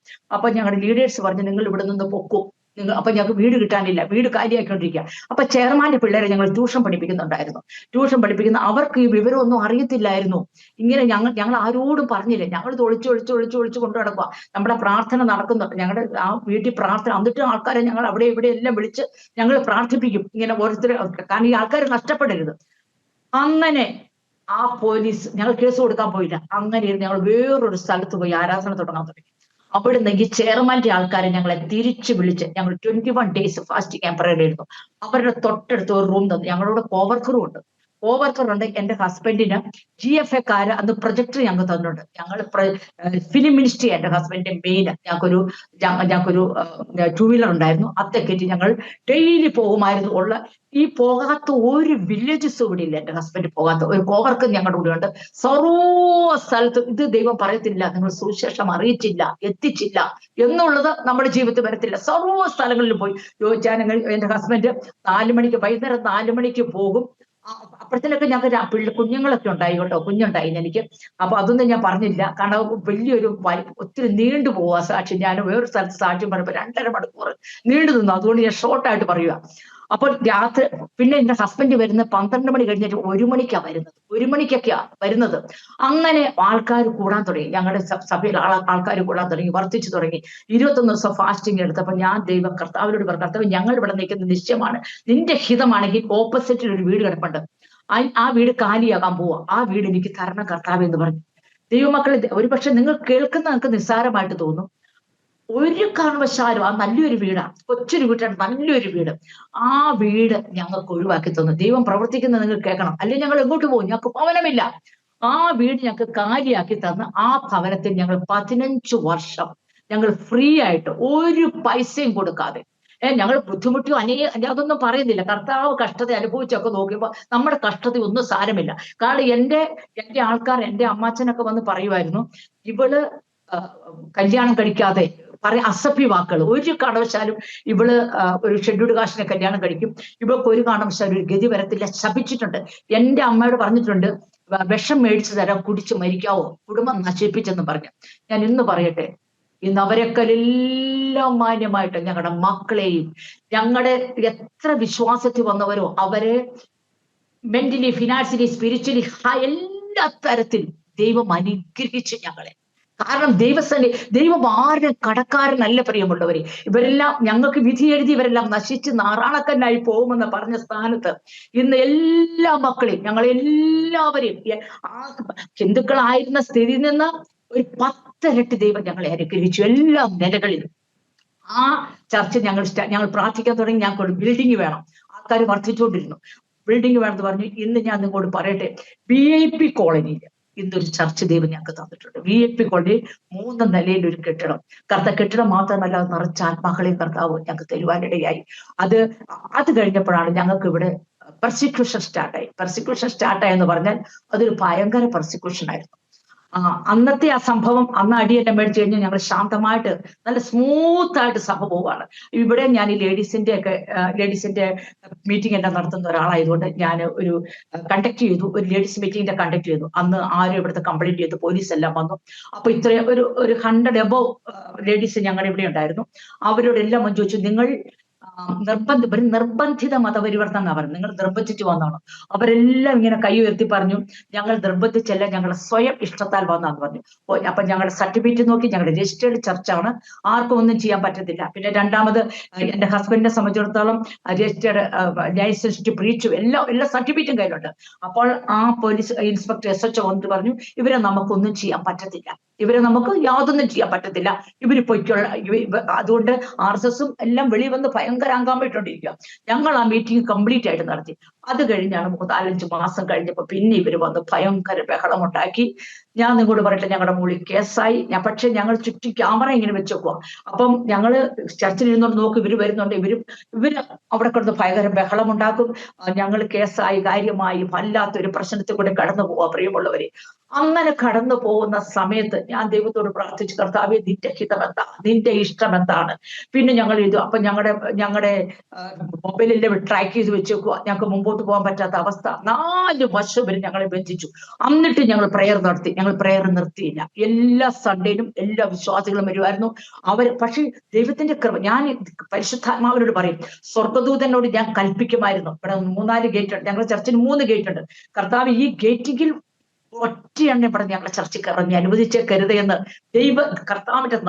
ദൈവത്തിന്റെ നാമത്തിൽ ഞാൻ ഇവരോട് ഡിക്ലെയർ ചെയ്ത്, ദൈവത്തിന് ഒരു വ്യക്തി ഇവിടെ വരത്തില്ല എന്ന് ഡിക്ലെയർ ചെയ്ത് പ്രാർത്ഥിക്കായിരുന്നു. ഒരൊറ്റ വ്യക്തി ഞങ്ങളുടെ ചർച്ചയ്ക്ക് കയറുവാൻ ദൈവം അനുവദിച്ചില്ല. പ്രിയമുള്ളവര്, ഈ കണ്ട പ്രോബ്ലം എല്ലാം നടന്നിട്ടും ഉള്ള പോലീസും ഉള്ള RSSകാരന്മാരും ഉള്ള ഈ ദേശം മുഴുവൻ ഇളകിയിട്ടും ഞങ്ങളെ ആർക്കും ഒന്നും ചെയ്യാൻ പറ്റിയില്ല. സ്വർഗദൂതന്മാരുടെ കാവലുണ്ടായിരുന്നു. അങ്ങനെ ഞങ്ങൾ കേസ് കൊടുക്കാൻ പോയില്ല, അവർ ഞങ്ങളുടെ മോളിൽ കേസിട്ടു. ദൈവത്തിന് സ്തോത്രം. ഞങ്ങള് കുറെ വക്കീലിനെയൊക്കെ പിടിച്ചു വെച്ചിട്ടുണ്ട്. അപ്പൊ അത് കഴിഞ്ഞപ്പോഴാണ് ഒരു ആന്റി കൺവെൻഷൻ ബില്ല് പാസ്സാകുന്നത്. ആന്റി കൺവെൻഷൻ ബില്ല് പാസ്സായപ്പോൾ നമുക്കറിയാം നോൺ വെയിലബിൾ. അതൊക്കെ രാജസ്ഥാനിലെ 28 സ്റ്റേറ്റിൽ ഏറ്റവും സ്ട്രിക്റ്റ് ആയിട്ടുള്ള നിയമം കൊണ്ടുവന്നിരിക്കുന്ന സ്റ്റേറ്റ് ഇതാണ്. അതായത് നോൺ വെയിലബിൾ ആണ്. ആദ്യം പോലീസ് വന്നതിനോട് പറഞ്ഞു കയറാൻ പറഞ്ഞു, വണ്ടിയിലോട്ട് കയറാൻ പറഞ്ഞു. ഞാൻ പറഞ്ഞു വാറന്റ് കാണിക്കാൻ പറഞ്ഞു. വാറന്റ് കുറച്ചൊക്കെ ഞാൻ പഠിച്ചു വെക്കും. ഇന്ത്യൻ കോൺസ്റ്റിറ്റ്യൂഷന്റെ കുറെ നിയമമൊക്കെ ഞങ്ങൾ ഇങ്ങനെ പഠിച്ചു വെച്ചിട്ടുണ്ട്. അതൊക്കെ ഞങ്ങൾ അങ്ങോട്ട് ചോദിക്കും. അപ്പോൾ ഇവർക്ക് മനസ്സിലായി, ഇവർക്കൊക്കെ എന്തോ നോളജ്. നമ്മൾ കേരളക്കാരെന്ന് പറഞ്ഞാൽ ഇവർക്ക് അറിയാം നമ്മൾ നോളജ് ഉള്ളവരാണെന്നുള്ളത് ഇവർക്ക് നന്നായിട്ടറിയാം. അങ്ങനെ ഇവർക്ക് നമ്മളെ അറസ്റ്റ് ചെയ്യാൻ പറ്റിയില്ല. ആ സമയത്ത് ഈ ആന്റി കൺവെൻഷൻ ബില്ല് പാസ്സാവുക. അപ്പോൾ നിയമം കഠിനമായി. അതായത് ഞങ്ങളുടെ മുകളിൽ കേസുള്ളതുകൊണ്ട് ഞങ്ങൾക്ക് 1 crore രൂപ കൊടുക്കണം. പിന്നെ രണ്ടാമത് നോൺ വെയിലബിൾ, വാറന്റ് ഇല്ലാത്ത അറസ്റ്റ്, ജീവപര്യന്തം എന്തോ തടവ്. അപ്പോൾ ഞങ്ങൾ ചർച്ച അടയ്ക്കേണ്ടി വരും. ആ സമയത്തോട് ഞങ്ങൾ ചർച്ച അടച്ചു. ഇന്നൊരു 9 മാസമായി ഞങ്ങളുടെ ചർച്ച അടഞ്ഞു കിടക്കുക. എന്നാൽ ഞാൻ നിങ്ങളോടൊന്ന് പറഞ്ഞ ചർച്ച, ഞാൻ പൈശാചിനോട് ഇങ്ങനെ പറയും, പിശാചേ, ഞാൻ എന്റെ സഭയെ പണിയും, പാതാള ഗോപുരങ്ങൾ അതിന്റെ ജയിക്കില്ലെന്ന് പറഞ്ഞ കർത്താവ്, ഈ ബിൽഡിംഗ് അല്ല കർത്താവിന്റെ സഭ.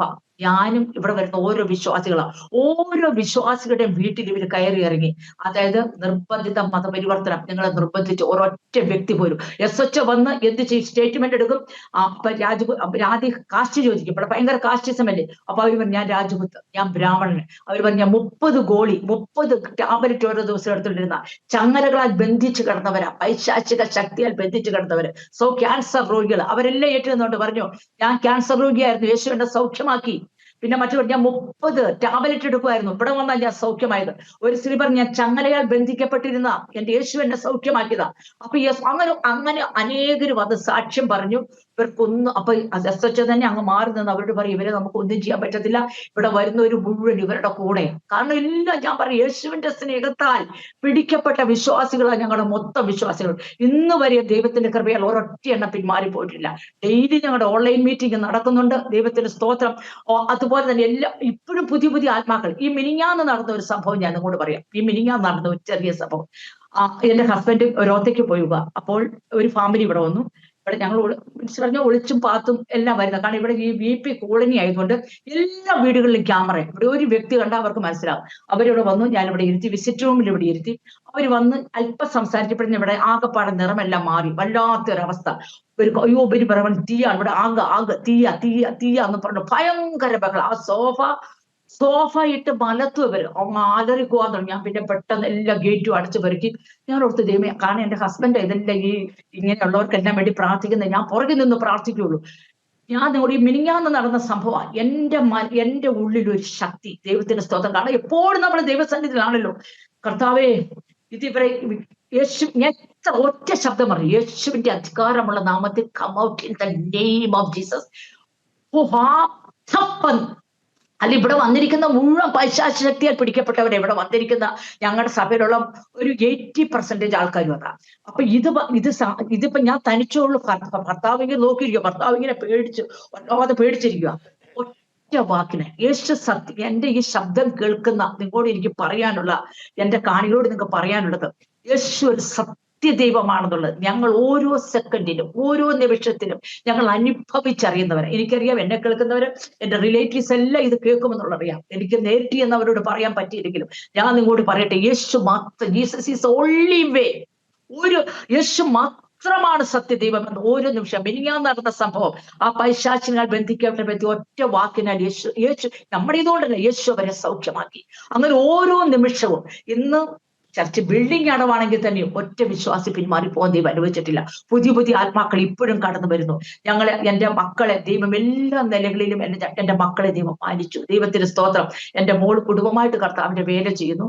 അവിടെ ലണ്ടനിലാണ്. അവൾക്ക് ജോലി ഉണ്ടെങ്കിൽ അവൾ കർത്താവിന്റെ വേലയിലാണ്, പാസ്റ്ററാണ്. എന്റെ മോന് മീൻസ് 2 പേർക്കും ജോലിയാണ്.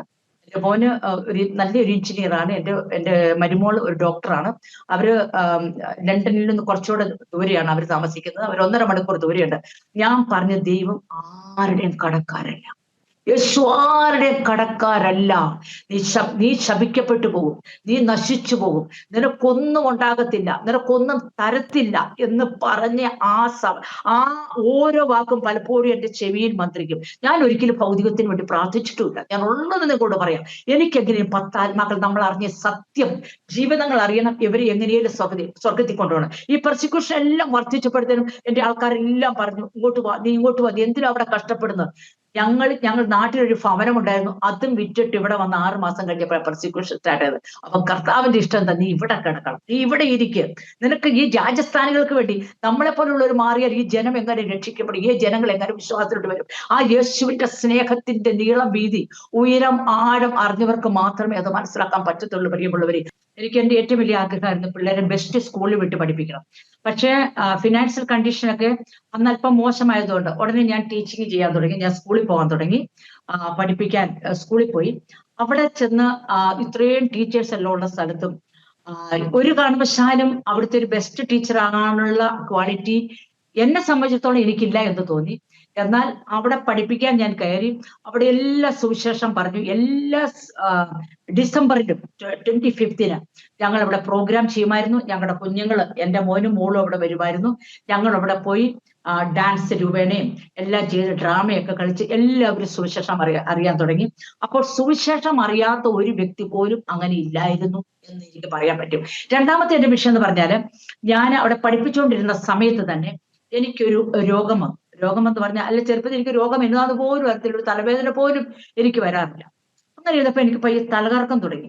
തല കറങ്ങുക മാത്രമല്ല, അപ്പോൾ നോക്കണം, ഞാൻ ബസ്സിനാണ് കയറി പോകുന്നത്, തല കറങ്ങിട്ട് ഞാൻ വൊമിറ്റ് ചെയ്യാൻ തുടങ്ങും. അത് എന്റെ കൺട്രോളിൽ നിൽക്കുവാനോ ഒന്നും സാധിക്കത്തില്ല. അപ്പൊ ഞാൻ കർത്താവിനോട് പല പ്രാവശ്യം പറഞ്ഞിട്ടുണ്ട്, കർത്താവ്, ഇത്ര ആത്മാക്കളെ കർത്താവ് ഞങ്ങൾക്ക് തന്നിരിക്കുന്ന എല്ലാ രോഗസൗഖ്യവും പൈശാചിക അല്ല വചനം കേട്ട് വന്നവരല്ല ഇവരെല്ലാം വന്നിരിക്കുന്നത് കർത്താവെ ഈ രോഗസൗഖ്യം പ്രാപിച്ചും അതുപോലെ തന്നെ പൈശാചിക ശക്തിയാൽ ബന്ധിക്കപ്പെട്ട് കിടക്കുന്നവരെ എല്ലാം ബന്ധനം അഴിച്ചുവിട്ട കർത്താവിന് എന്നെ സൗഖ്യമാക്കാൻ പറ്റും. ഞാൻ ഇങ്ങനെ പ്രാർത്ഥിക്കാൻ തുടങ്ങി. ആ അസുഖം എന്ന് പറഞ്ഞാൽ ഞാൻ എന്നിട്ട് നാട്ടിൽ പോയി ആയുർവേദിക് എടുത്തു, എന്നിട്ട് ഞാൻ ഇവിടെ വന്ന് പല മെഡിസിൻ എടുത്തു, പല ഡോക്ടറെ കണ്ടു. കാരണം എനിക്കറിയാം യേശു എന്നെ സൗഖ്യമാക്കുന്നു. പക്ഷെ മറ്റുള്ളവരുടെ നിർബന്ധം നിമിത്തം ഞാൻ ഡോക്ടർമാരെ കാണിക്കാൻ തുടങ്ങി. ഒരു പ്രാവശ്യം എനിക്ക് ഇപ്പോഴും ഓർമ്മയുണ്ട്, എന്റെ ചർച്ചയിൽ നിന്ന്, കേരളത്തിൽ നിന്ന് ഇവിടെ ഗസ്റ്റ് വന്നേക്കുക, എന്റെ വീട്ടിൽ ഗസ്റ്റ് വന്നേക്കുക. ആ സമയത്ത് എനിക്ക് തലകറങ്ങാൻ തുടങ്ങി. എനിക്കവരെ നന്നായിട്ട് ട്രീറ്റ് ചെയ്യണം. ആ സമയത്ത് എനിക്ക് അസുഖം, ആ തലകർഘോഷം വന്നാന്ന് പറഞ്ഞാൽ അത് നമ്മളെ തന്നെ കൺട്രോൾ ചെയ്യുവാൻ ഒന്നും പറ്റാത്ത അവസ്ഥയാണ്. അത് ഞാനോർത്ത് ഇയർ ബാലൻസിന്റെ ആയിരിക്കും വിചാരിച്ചു. ഇയർ ബാലൻസ് മിക്കവർക്കും ഉള്ള ഒരു അസുഖം ഇയർ ബാലൻസ്. ഞാനിങ്ങനെ കർത്താവിനോട് പറഞ്ഞു, യേശോപ്പച്ച, ഞാൻ നിന്റെ വേലയ്ക്കായിട്ട് ഇവിടെ വന്നിരിക്കുന്നതാ. ദൈവത്തിന് സ്തോത്രം. മറ്റുള്ളവരുടെ യാതൊരു നിർബന്ധത്താലോ മറ്റൊന്നും കൊണ്ടല്ല ഞാൻ ഇവിടെ നിൽക്കുന്നത്. അങ്ങയുടെ വേല, അങ്ങയുടെ മഹത്വത്തിനായിട്ട് ഞാൻ പ്രാർത്ഥിച്ചു. ഞാൻ ഒരു ദിവസം എനിക്ക് കുറച്ച് ദിവസങ്ങൾ അത് ഒരു വർഷത്തോളം ഞാൻ അനുഭവിച്ചു എന്ന് മനസ്സിലാക്കണം. ഇഷ്ടംപോലെ ഞാൻ ട്രീറ്റ്മെന്റ് എടുത്ത്, പ്രിയമുള്ളവരെ. അങ്ങനെ ഒരു സമയത്ത് ഞാൻ പ്രാർത്ഥിച്ചു, കർത്താവേ, എനിക്ക് നന്നായിട്ടറിയാം, ഞാൻ ആരെ സൗഖ്യമാക്കാൻ പോകുന്നു, അല്ല പൈശാചികൾ ബന്ധിക്കപ്പെട്ടവർ വിടുവിക്കാൻ പോകുമ്പോൾ എന്നിലൊരു ഭയങ്കര ഒരു മൺകൂടാരത്തിലേക്ക് ഒരു അപാര ശക്തി പകരുന്നതായിട്ട് നമുക്ക് തോന്നാം. ആ ഓൺ ദ സ്പോട്ടിൽ സൗഖ്യമാകും. ഞാൻ ഇങ്ങനെ പ്രാർത്ഥിച്ചു, കർത്താവേ, ഞാൻ ഇങ്ങനെ യേശുവേ എനിക്ക് വയ്യ. ഞാൻ എപ്പോഴും യേശുവിനോട് സംസാരിക്കുന്നത് എങ്ങനെയെന്നറിയോ, ഈ കൂട്ടുകാരോട് പറഞ്ഞില്ലേ, അപ്പ എനിക്ക് വയ്യ പപ്പ, എനിക്ക് ഇങ്ങനെ മുമ്പോട്ട് പോകാൻ വയ്യ, നിനക്കറിയത്തില്ലേ, എനിക്ക് നിന്നോട് സംസാരിക്കണ്ടേ, എനിക്ക് നിന്നോട് പ്രാർത്ഥിക്കണ്ടേ, എനിക്ക് ഇങ്ങനെ തല കറങ്ങിക്കിട്ടുന്ന ഞാൻ എന്ത് ചെയ്യും? അത് വൊമിറ്റിംഗ് എന്ന് പറഞ്ഞാൽ ഭയങ്കര വൊമിറ്റിംഗ്. ആ ഒരു രാത്രി ഞാൻ നിങ്ങളോട് പറയാം, ഞാൻ ആരും എനിക്ക് വേണ്ടി പ്രാർത്ഥിച്ചില്ല, ഞാൻ തന്നെ ഇങ്ങനെ പ്രാർത്ഥിച്ചു, യേശുവിന്റെ നാമത്തിൽ എന്നിൽ വസിക്കുന്ന എല്ലാ രോഗാണുക്കളും വിട്ടുപോകട്ടെ. ദൈവത്തിന് സ്തോത്രം. എന്റെ ഹസ്ബൻഡ് അങ്ങ് മാറി അവിടെ നിൽപ്പുണ്ട്. ഞാൻ പ്രാർത്ഥിച്ചു, നിങ്ങളോട് ഞാൻ പറയാം, അന്ന് വന്ന ഈ അസുഖം അത് നമുക്ക് ഫീൽ ചെയ്യാൻ പറ്റും, പ്രിയമുള്ളവരെ, അത് നമുക്ക് ഒത്തിരി ഫീൽ ചെയ്യാൻ പറ്റും. ആ സമയം വന്ന ആ സൗഖ്യം ഇന്നുവരെയും ഞാൻ സൗഖ്യമായി. ദൈവത്തിന്റെ സ്തോത്രം. ഇന്ന് വരെ എനിക്കൊരു അസുഖം, ഒരു അസുഖം എന്നെ തൊട്ടുവാൻ ദൈവം അനുവദിച്ചില്ല. നമുക്ക് തോന്നും, കാരണം പലപ്പോഴും നമ്മൾ സൗഖ്യമാകാതിരിക്കുന്നതും എല്ലാം നമ്മൾ പൗലോസിനെ പോലെ ഓവർ കൃപയുള്ളവരൊന്നും അല്ലല്ലോ. പൗലോസിന്റെ ആ ഭാഗത്തൊന്നും എനിക്ക് എത്തിച്ചേർന്നിട്ടില്ല. അതായത് പൗലോസ് 3 പ്രാവശ്യം പ്രാർത്ഥിച്ചു, എന്റെ കൃപ നിനക്ക് മതി, my grace is sufficient for you. കാരണം അവന്റെ ആ വെളിപ്പാടുകളുടെ ആധിക്യം നിമിത്തം അവൻ നെഗളിച്ചു പോകാതിരിക്കുക. അത്രയും കൃപാവരങ്ങളൊന്നും നമുക്കില്ല. അപ്പൊ നമുക്ക് നമ്മുടെ ആ ബലഹീനതയും നമ്മുടെ അവസ്ഥയും നമ്മുടെ കർത്താവിനറിയാം. ആ ഓൺ ദ സ്പോട്ടിൽ കർത്താവ് എനിക്ക് സൗഖ്യം തന്നു. വേറൊരു കാര്യം ഞാൻ നിങ്ങളോട് പറയട്ടെ. ദൈവം നടത്തിയ ഞാൻ 1 by 1 ആയിട്ട് ഞങ്ങൾ നിങ്ങളോട് ഷെയർ ചെയ്യാൻ ആഗ്രഹിക്കുന്നു. ഒരു ദിവസം ഞങ്ങൾക്ക് പല സ്ഥലത്ത്, ഞങ്ങളുടെ ചർച്ചയിൽ നിന്ന് ഒരു 10-12 പേരോളം ഏകദേശം ഞങ്ങളുടെ ഇവിടെ പോയിട്ടുണ്ട്, ഇവിടുന്ന് മിനിസ്ട്രിമാരായിട്ട് പോയിട്ടുണ്ട്. അപ്പൊ ഞങ്ങളുടെ അടുത്തൊരു അടുക്ക എന്ന് പറഞ്ഞൊരു സ്ഥലമുണ്ട്. അവിടെ സൺഡേ ഉച്ച കഴിഞ്ഞ് ഞങ്ങൾ അവിടെയാണ് ആരാധനയ്ക്ക് പോകുന്നത്. അപ്പോൾ അവിടെ കുറച്ച് പ്രോബ്ലം എല്ലാമായി. അവിടെ സുവിശേഷ വിരോധികളൊക്കെ വന്ന് എവിടെ പോകുന്നു അവിടെ എല്ലാം കുറച്ച് പ്രോബ്ലം ഉണ്ടാക്കും. പ്രോബ്ലം ഉണ്ടായപ്പോൾ അന്ന് ഈ സുവിശേഷ വിരോധികളെ ഞങ്ങളെ വെയിറ്റ് ചെയ്യുക. അന്ന് ഞങ്ങൾ സ്കൂട്ടറിനാ പോകുന്നത്, ഞങ്ങൾക്ക് വണ്ടിയൊന്നുമില്ല, സ്കൂട്ടറിനാ പോവുക. അവിടെ അപ്പൊ എന്റെ ഹസ്ബൻഡ് എന്ത് ചെയ്യുന്ന ചോദിച്ചാൽ, പെട്രോൾ അടിക്കാനായിട്ട് കയറിയിട്ട് എന്ത് ചെയ്ത് ടാങ്കി തുറക്കുന്നില്ല. ഈസി ആയിട്ട് തുറക്കുന്ന ആ ടാങ്കി പെട്രോൾ അടിക്കാൻ തുറക്കുന്നില്ല. അപ്പൊ നമ്മൾ ചിന്തിക്കണം, നമ്മളെ അവിടെ വെയിറ്റ്, പിന്നീടാണ് അറിയുന്നത് നമ്മളെ വെയിറ്റ് ചെയ്ത് അവിടെ നിൽക്കുക, നമ്മളെ അടിക്കാനായിട്ട് ആൾക്കാർ, ഒരു കൂട്ടം ആൾക്കാർ അവിടെ നിൽക്കുക. അപ്പോൾ പിന്നെ എന്റെ ഹസ്ബൻഡ് എന്നെ ചെയ്തു. അപ്പൊ സമയം കഴിഞ്ഞ് കുറെ സമയം അങ്ങ് കഴിഞ്ഞു. ഇവന്മാര് വെയിറ്റ് ചെയ്ത് അവിടെ നിൽക്കുക നമ്മളെ. എന്നിട്ട് എന്റെ ഹസ്ബൻഡ് എന്ത് ചെയ്തു, വർക്ക്ഷോപ്പിൽ കൊണ്ടുപോയി. ഇതെന്താ പറ്റുക, അപ്പോഴത്തെ സമയം അങ്ങ് കഴിഞ്ഞു പോയി. 1 മണിക്കൂർ കഴിഞ്ഞപ്പോഴത്തേനാ ഞങ്ങൾ ഇതിലെ ടാങ്കിയൊക്കെ തുറന്നു പെട്രോൾ അടിച്ച് ഞങ്ങൾ അവിടെ ചെന്നു. ആ പോകേണ്ട വഴിക്ക് പോകാതെ ഞങ്ങൾ അന്ന് എന്റെ ഹസ്ബൻഡിനോട് പരിശുദ്ധാത്മാവ് പറഞ്ഞു, നീ ഈ വഴി പോകണ്ട, വേറൊരു വഴി പോകാൻ പറഞ്ഞു. അന്നേരം അവിടെ എല്ലാ അവന്മാരും നമ്മളെ വെയിറ്റ് ചെയ്ത് നിൽക്കുമായിരുന്നു. നമ്മളെ വെയിറ്റ് ചെയ്ത് അവര് മടുത്തവര് മടങ്ങിപ്പോയി. ഇത് ആരോടാ പറഞ്ഞു ചോദിച്ചാൽ നമ്മുടെ വിശ്വാസിയോടെ. അവിടെ രാജപുത്തുകളാ, വലിയൊരു കുടുംബം, അവിടെ കുറെ വിശ്വാസികളുണ്ടായിരുന്നു. പിന്നീടാണ് പറഞ്ഞത്, നിങ്ങളുടെ ഭാഷ ഞങ്ങൾ ഇത്രയും നേരം വെയിറ്റ് ചെയ്തിട്ട് ഞങ്ങൾ മടുത്ത് കടന്നു പോയതാണ്. അപ്പൊ ദൈവം ചെയ്യുന്ന അത്ഭുതങ്ങൾ കേൾക്കുന്ന കേൾവിക്കാർക്ക് നിസ്സാരമായിട്ട് തോന്നും. അതായത് ഒരു സ്കൂട്ടറിന്റെ പെട്രോൾ ടാങ്ക് തുറക്കാൻ എപ്പോഴും തുറന്നോണ്ടിരിക്കുന്ന ഞങ്ങൾ തുറക്കാൻ നോക്കിയിട്ട് ഒരു രക്ഷമില്ല. കർത്താവ് അത് ടൈറ്റ് ആയിട്ട് പിടിച്ചു വെച്ചേക്കുക തുറക്കാതിരിക്കാൻ. എങ്ങനെയാലും സമയം മുമ്പോട്ട് പോകണ്ടേ. എന്നിട്ട് അവിടെ ചെന്ന് തുറന്നു വിടുന്നപ്പോഴത്തേനും സുവിശേഷ വിരോധികളെല്ലാം അവിടുന്ന് പോയി. അവർക്ക് നമ്മളെ ഒന്നും ചെയ്യുവാൻ പറ്റിയില്ല. അങ്ങനെ പല പ്രാവശ്യം ഞങ്ങളെ ഉപദ്രവിക്കാൻ വന്ന സ്ഥലത്തെല്ലാം കർത്താവ് ഒത്തിരി അനുഭവങ്ങൾ പറയാറുണ്ട്. അവിടുന്ന് എല്ലാം അവിടുന്ന് ഓരോന്നായിട്ട് കർത്താവ് നമ്മളെ വിടിവിച്ച് കൊണ്ടുവന്ന്, പ്രിയമുള്ളവരെ. അങ്ങനെ അതുപോലെ തന്നെ എന്റെ ഹസ്ബൻഡിന് തന്നെ പലപ്പോഴും ഓരോ പ്രാവശ്യം ഓരോ അപകടങ്ങൾ വരും.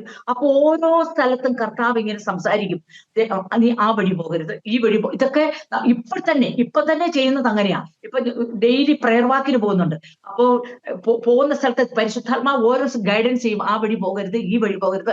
കറക്റ്റ് ആയിട്ട് കർത്താവ് നമ്മളെ കാണിച്ചു തരും ഓരോ അനുഭവങ്ങൾ. അതുപോലെ തന്നെ ഇവിടെ ഒരു ക്യാൻസർ രോഗി ഇവിടെ വന്നു. ഒരു ക്യാൻസർ രോഗി ഞങ്ങളോട് പറയാം. അത് ഡോക്ടർ പറഞ്ഞു, SMS ഹോസ്പിറ്റലിൽ അഡ്മിറ്റാ. ഡോക്ടർ പറഞ്ഞു ഇത് മരിച്ചു, കാരണം ഒരു രക്ഷയില്ല. ഇവിടെ നാക്കേല ക്യാൻസർ.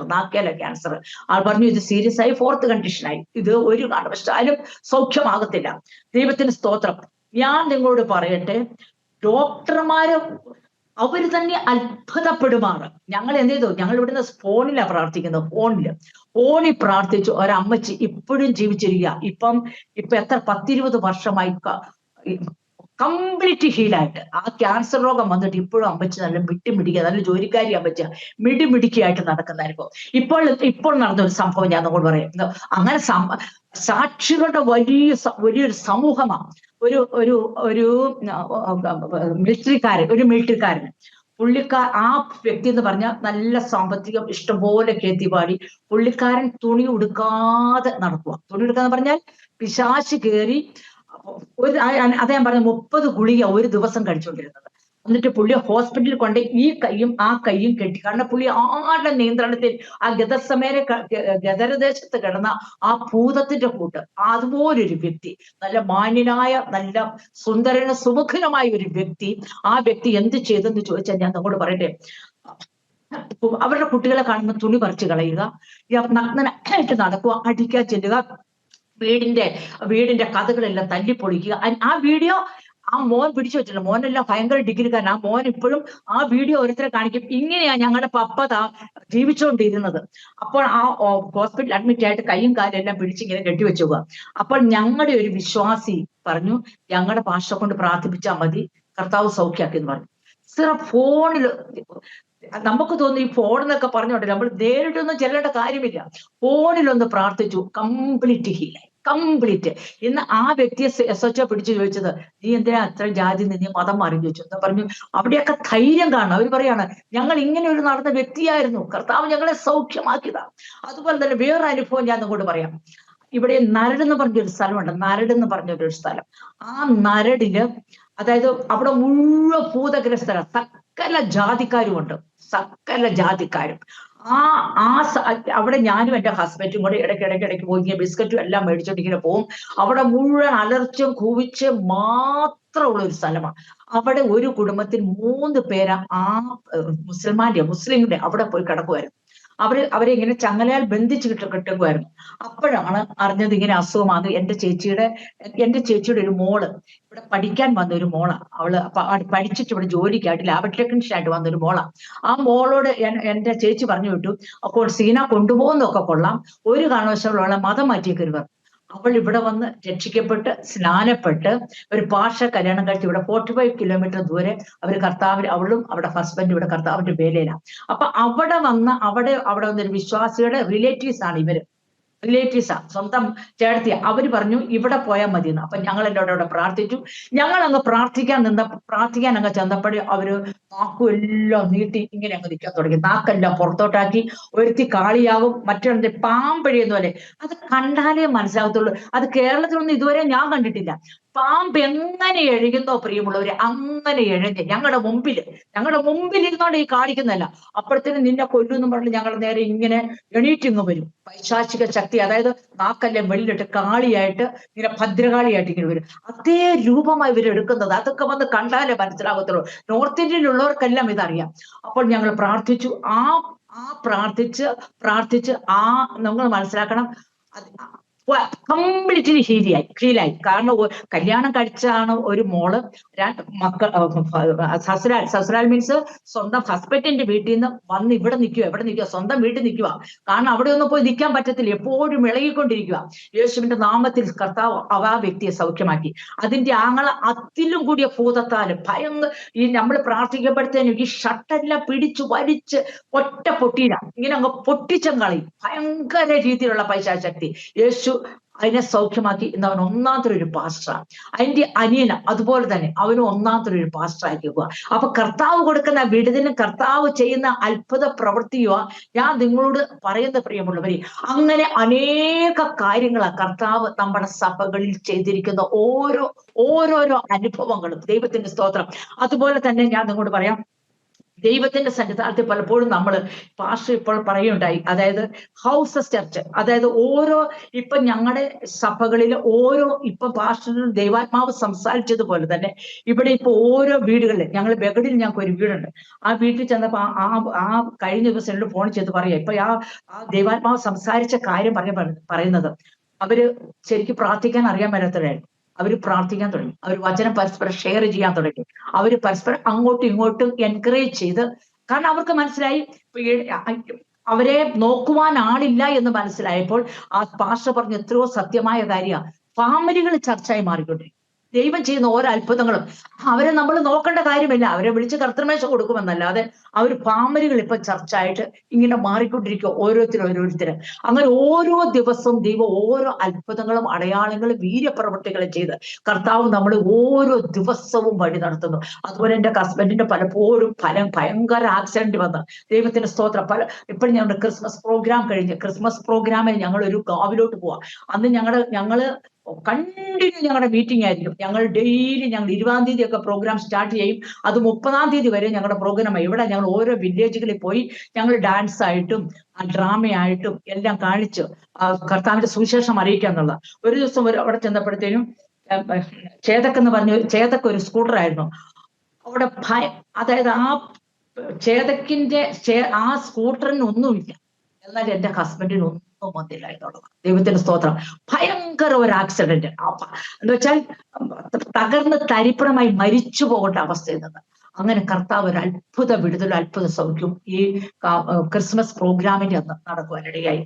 അങ്ങനെ അതായത് അത്ഭുതത്തിന്റെ അടയാളത്തിന്റെ ഓരോ വലിയ പട്ടികകൾ ഞാനിവിടെ എഴുതി വെച്ചിട്ടില്ല പ്രിയമുള്ളവര്. എഴുതി വെക്കുവാണെങ്കിൽ ഇന്നൊരു 3-4 മണിക്കൂർ പറഞ്ഞാലും തീരാത്ത അത്ഭുതങ്ങളും അടയാളികളും കർത്താവ് ചെയ്ത വിടുതലുകൾ നമ്മുടെ ജീവിതത്തിൽ അനുഭവിക്കാൻ പറ്റും. പലപ്പോഴും തകർന്നു പോകുന്ന സമയത്ത്, ഇപ്പോൾ നമ്മൾ ഇല്ലാതെയായി പോകുമെന്ന് ചിന്തിക്കുന്ന സമയത്ത് അതുപോലെ പൈശാചിക ഓരോ പ്രവൃത്തികൾ നമ്മുടെ ജീവിതത്തിൽ കൊണ്ടുവരുമ്പോൾ അവിടെയെല്ലാം പരിശുദ്ധാത്മാവ്, ദൈവത്തിന്റെ ആത്മാവ് നമ്മോട് സംസാരിച്ച് അതിലെയല്ല ഇതിലെയാണെന്ന് കാണിച്ചുകൊണ്ട് ഒരു പിതാവ് ഒരു കുഞ്ഞിനെ കൈ പിടിച്ച് നടത്തുന്ന പോലെ കർത്താവ് ഓരോ നിമിഷവും ഓരോ സെക്കൻഡുകളിൽ കർത്താവ് നമ്മളെ നടത്തിയ വിധങ്ങളാവുള്ളത്. ദൈവത്തിന് സ്തോത്രം. ഇന്ന് സുവിശേഷ വിരോധികൾ പറഞ്ഞു ഇവിടെ നടക്കത്തില്ല എന്ന് പറഞ്ഞു.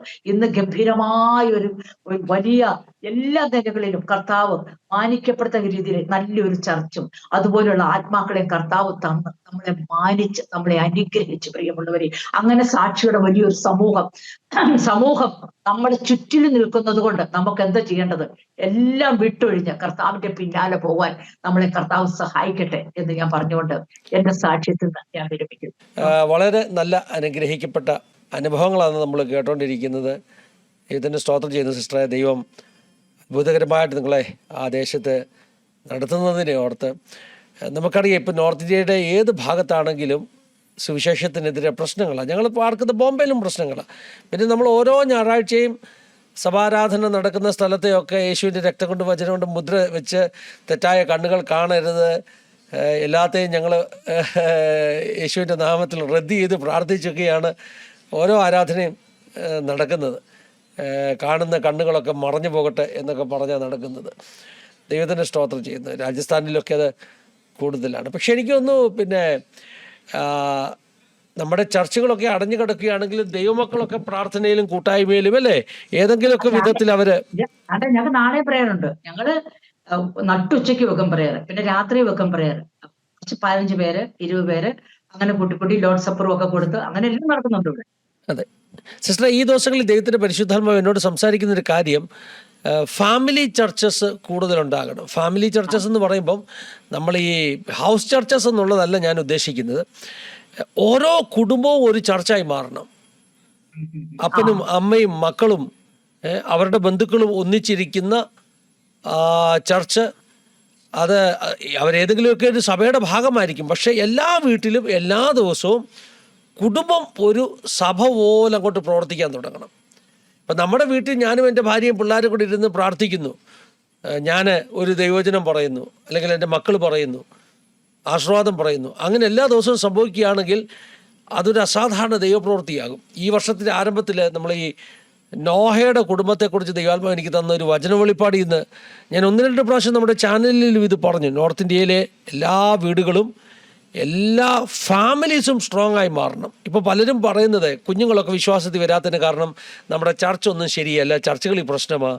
ഞാൻ അതും പറയാനിരിക്കുക സിസ്റ്റർ പറഞ്ഞു പുറത്തു നിന്നുള്ള ആക്രമണം അല്ലേ, അതാ ഇപ്പോൾ നോർത്ത് ഇന്ത്യയിലെ പ്രശ്നമെങ്കിൽ അതിലെത്ര ഭീകരമാണ് അകത്തു നിന്നുള്ള ആക്രമണം. ഇപ്പം ഈ ഞാൻ കണ്ടിട്ടുണ്ട് ചില ആളുകളൊക്കെ സഭയിലെ വിശ്വാസികളൊക്കെ സഭയ്ക്കകത്ത് എഴുന്നേറ്റിട്ട് പറയുക ഈ സഭ ഞാൻ പൊളിക്കുമെന്ന്, അല്ലെങ്കിൽ ഇത് ഇവിടെ ഇല്ലാതായിത്തീരുമെന്ന്. എന്തോ അതിൻ്റെ അർത്ഥം എന്നറിയാം. ആ വ്യക്തി സുവിശേഷ വിരോധി പറയുന്ന അതേ സെൻറ്റൻസാണ് പറയുന്നത്. എന്നിട്ട് നമ്മൾ കാര്യം അയ്യോ നോർത്ത് ഇന്ത്യയിലൊക്കെ സഭകളെ ആക്രമിക്കുന്നതെന്ന് പറഞ്ഞ് അതേ വ്യക്തികൾ തന്നെ കേരളത്തിലെ ഒരു ചർച്ചിൻ്റെ അകത്ത് എഴുന്നേറ്റ് നിന്നിട്ട് പറയുകയാണ് ഈ സഭ ഞാൻ തകർക്കും, അല്ലെങ്കിൽ ഈ സഭ ഇല്ലാതാക്കും, പൊളിക്കും, ഞാൻ കാണണം ഇവിടെ അടുത്ത ആഴ്ച ആരാധന നടക്കുന്നത്. ഇതാരാ പറയുന്നത്? സുവിശേഷ വിരോധികളല്ല. അപ്പം ഞാൻ കഴിഞ്ഞ ദിവസം ഓർത്തു, എൻ്റെ കർത്താവേ, ഇവർക്കൊന്നും മനസ്സിനകത്ത് ദൈവസഭ ദൈവരാജ്യം ഇതിനോടൊന്നും ഒരു സ്നേഹമില്ലല്ലോ. നമുക്ക് വ്യക്തിപരമായിട്ട് ആരോടെങ്കിലും പണക്കൊള്ളുണ്ടാണ് ഇതൊക്കെ പറയുന്നത്. നമുക്ക് പാസ്റ്ററെ ഇഷ്ടപ്പെട്ടില്ല, അല്ലെങ്കിൽ സഭയുടെ സെക്രട്ടറിയെ ഇഷ്ടപ്പെട്ടില്ല, ആ പണക്കുകൊണ്ട് നമ്മൾ പറയാം ഞാൻ ഈ സഭ പൊളിക്കുമെന്ന്. എത്ര ഭീകരമായ അവസ്ഥയാണ്. അപ്പം ഞാൻ പറഞ്ഞു വരുന്നത്, വിരോധികൾക്കകത്ത് പ്രവർത്തിക്കുന്ന ആത്മാവ് സെയിമ. ഈ സഭയ്ക്കകത്ത് ഇരിക്കുന്ന ആളിൻ്റെ അകത്തും അതേ ആത്മാവ് പ്രവർത്തിച്ചിട്ടാണ് സഭയെ തകർക്കാൻ ശ്രമിക്കുന്നത്. അപ്പം അതുകൊണ്ട് കേരളത്തിലാണെങ്കിലും നല്ല ചർച്ചസ് ഇല്ലാത്തതിൻ്റെ ഒരു അപര്യാപ്തത കൊണ്ടാണ് ഒത്തിരി കുഞ്ഞുങ്ങൾ സഭയിൽ നിന്ന് അകലിരുന്നത്. അപ്പം അതിന് ഞാനൊരു സൊല്യൂഷനായിട്ട് പറഞ്ഞൊരു കാര്യമാണ്, എല്ലാ കുടുംബങ്ങളും നല്ല ഒരു ആത്മീയ അന്തരീക്ഷമുള്ള ഒരു ഫാമിലി ചർച്ചായി മാറണം. കുഞ്ഞിനോട് നമുക്ക് പറഞ്ഞു കൊടുക്കാൻ പറ്റണം, നിൻ്റെ ചർച്ചിനൊന്നും നിനക്ക് കിട്ടിയില്ലെങ്കിലും നീ നിൻ്റെ അപ്പനെയും അമ്മയും നിൻ്റെ സഹോദരങ്ങളെ നോക്ക്. നമ്മുടെ കുടുംബം ഒരു ചർച്ചാണ്. അനുഗ്രഹിക്കപ്പെട്ട ഒരു കുടുംബമുണ്ട്, ഒരു കുഞ്ഞ് നഷ്ടപ്പെട്ടു പോകത്തില്ല. ചർച്ച മോശമായിക്കോട്ടെ. നമ്മുടെ പ്രേക്ഷകർക്ക് വേണ്ടി ചുരുക്കമായിട്ട് സിസ്റ്റർക്ക് തന്നെ ഒന്ന് പ്രാർത്ഥിക്കാം. ചുരുക്കമായിട്ടൊന്ന് പ്രാർത്ഥിച്ചാട്ടെ. അയ്യോ, നമുക്ക് പ്രാർത്ഥിക്കാം. എൻ്റെ ശബ്ദം കേട്ട, എൻ്റെ സാക്ഷ്യം കേട്ട കേൾക്കാൻ പോകുന്നവരെ വെച്ച് ഞാൻ പ്രാർത്ഥിക്കുന്നുണ്ട്. കർത്താവേ, യേശു മാത്രമാണ് സത്യമെന്നുമെന്നും യേശുവിൽ കൂടി മാത്രമാണ് രക്ഷ എന്നുള്ളതും, അതുപോലെ രക്ഷിക്കപ്പെട്ട് സ്നാനപ്പെട്ടവരുടെ ജീവിതത്തിൽ കർത്താവെ അവരുടെ ഇനി ഇത് സംഭവിക്കില്ല, ഇതെന്റെ ജീവിതത്തിൽ ഒന്നും സംഭവിക്കുന്നില്ല എന്ന് ചിന്തിക്കുന്നവർക്ക് വേണ്ടി ഞാൻ പ്രാർത്ഥിക്കുന്നു. കർത്താവ് പറയുന്നു ഒരു കർത്താവിനാൽ അസാധ്യമായതൊന്നുമില്ല എന്നുള്ളത് കർത്താവ് ഈ സാക്ഷ്യത്തിൽ കൂടി മറ്റുള്ളവർ മനസ്സിലാക്കുവാൻ തക്കണം. ദൈവത്തിന്റെ പരിശുദ്ധാത്മാവ് തന്നെ പ്രവർത്തിക്കണമെന്ന് പ്രാർത്ഥിക്കുന്നു. എന്റെ ഈ ശബ്ദ പരിധിക്കുള്ളിൽ ആരെല്ലാം എന്റെ ശബ്ദം കേൾക്കാൻ പോകുന്നോ, എന്റെ സാക്ഷ്യം കേൾക്കാൻ പോകുന്നോ, അവരെല്ലാം പിതാവിന്റെയും പുത്രന്റെയും പരിശുദ്ധാത്മാവിന്റെ നാമത്തിൽ ഞങ്ങൾ അനുഗ്രഹിച്ച് പ്രാർത്ഥിക്കുന്ന കർത്താവ്. സ്പെഷ്യൽ ഞങ്ങളുടെ ആരാധ്യ TV അനേകർക്ക് അനുഗ്രഹമാക്കി കർത്താവ് തീർക്കുന്നതോട്ട് സ്തോത്രം എല്ലാവരെയും പ്രാർത്ഥിക്കുന്നു. ദൈവത്തിന്റെ കരുണ അവിടെ മേൽ പകരണമെന്ന് പ്രാർത്ഥിക്കുന്നു. പരിശുദ്ധാത്മാവേ, സ്വർഗം ഞങ്ങളുടെ പ്രാർത്ഥന കിട്ടിയാൽ സ്തോത്രം, യേശുവിന്റെ നാമത്തിൽ തന്നെ. ആമേൻ, ആമേൻ, ആമേൻ. പിതാപുത്ര പരിശുദ്ധാത്മാവാകുന്ന ത്രിയേക ദൈവത്തിൻ്റെ കൂട്ടായ്മ സഹവാസക്കാവൽ നാമെല്ലാവരുടെ മേലും പ്രത്യേകമായി നമ്മുടെ നടുവിൽ കടന്നു വന്ന ജീവിതാനുഭവങ്ങൾ പങ്കുവച്ച പ്രിയാസിൻ്റെ സിസ്റ്റർ മേൽ, തൻ്റെ കുടുംബത്തിന്മേൽ, ശുശ്രൂഷകളുടെ മേൽ ഇന്ന് മുതൽ എപ്പോഴും എന്നേക്കും ഉണ്ടായിരിക്കുമാറാകട്ടെ. ആമേൻ, ആമേൻ. കർത്താവ് സഹായിക്കട്ടെ, അനുഗ്രഹിക്കട്ടെ. സിസ്റ്ററെ, ഞങ്ങളുടെ നന്ദി പറയുകയാണ്, പ്രേക്ഷകരുടെ നന്ദി പറയുകയാണ്. ദൈവം മാനിക്കട്ടെ. സ്തോത്രം. Thank you sister. ഞങ്ങളുടെ എല്ലാം നന്ദി സ്നേഹം അറിയിക്കുകയാണ്. വളരെ അനുഗ്രഹിക്കപ്പെട്ട സാക്ഷ്യമാണ്. തീർച്ചയായും എല്ലാവരുടെയും ജീവിതത്തിൽ ഇത് അനുഗ്രഹവും വിടുതലുമായി തീരും. പ്രൈസ്.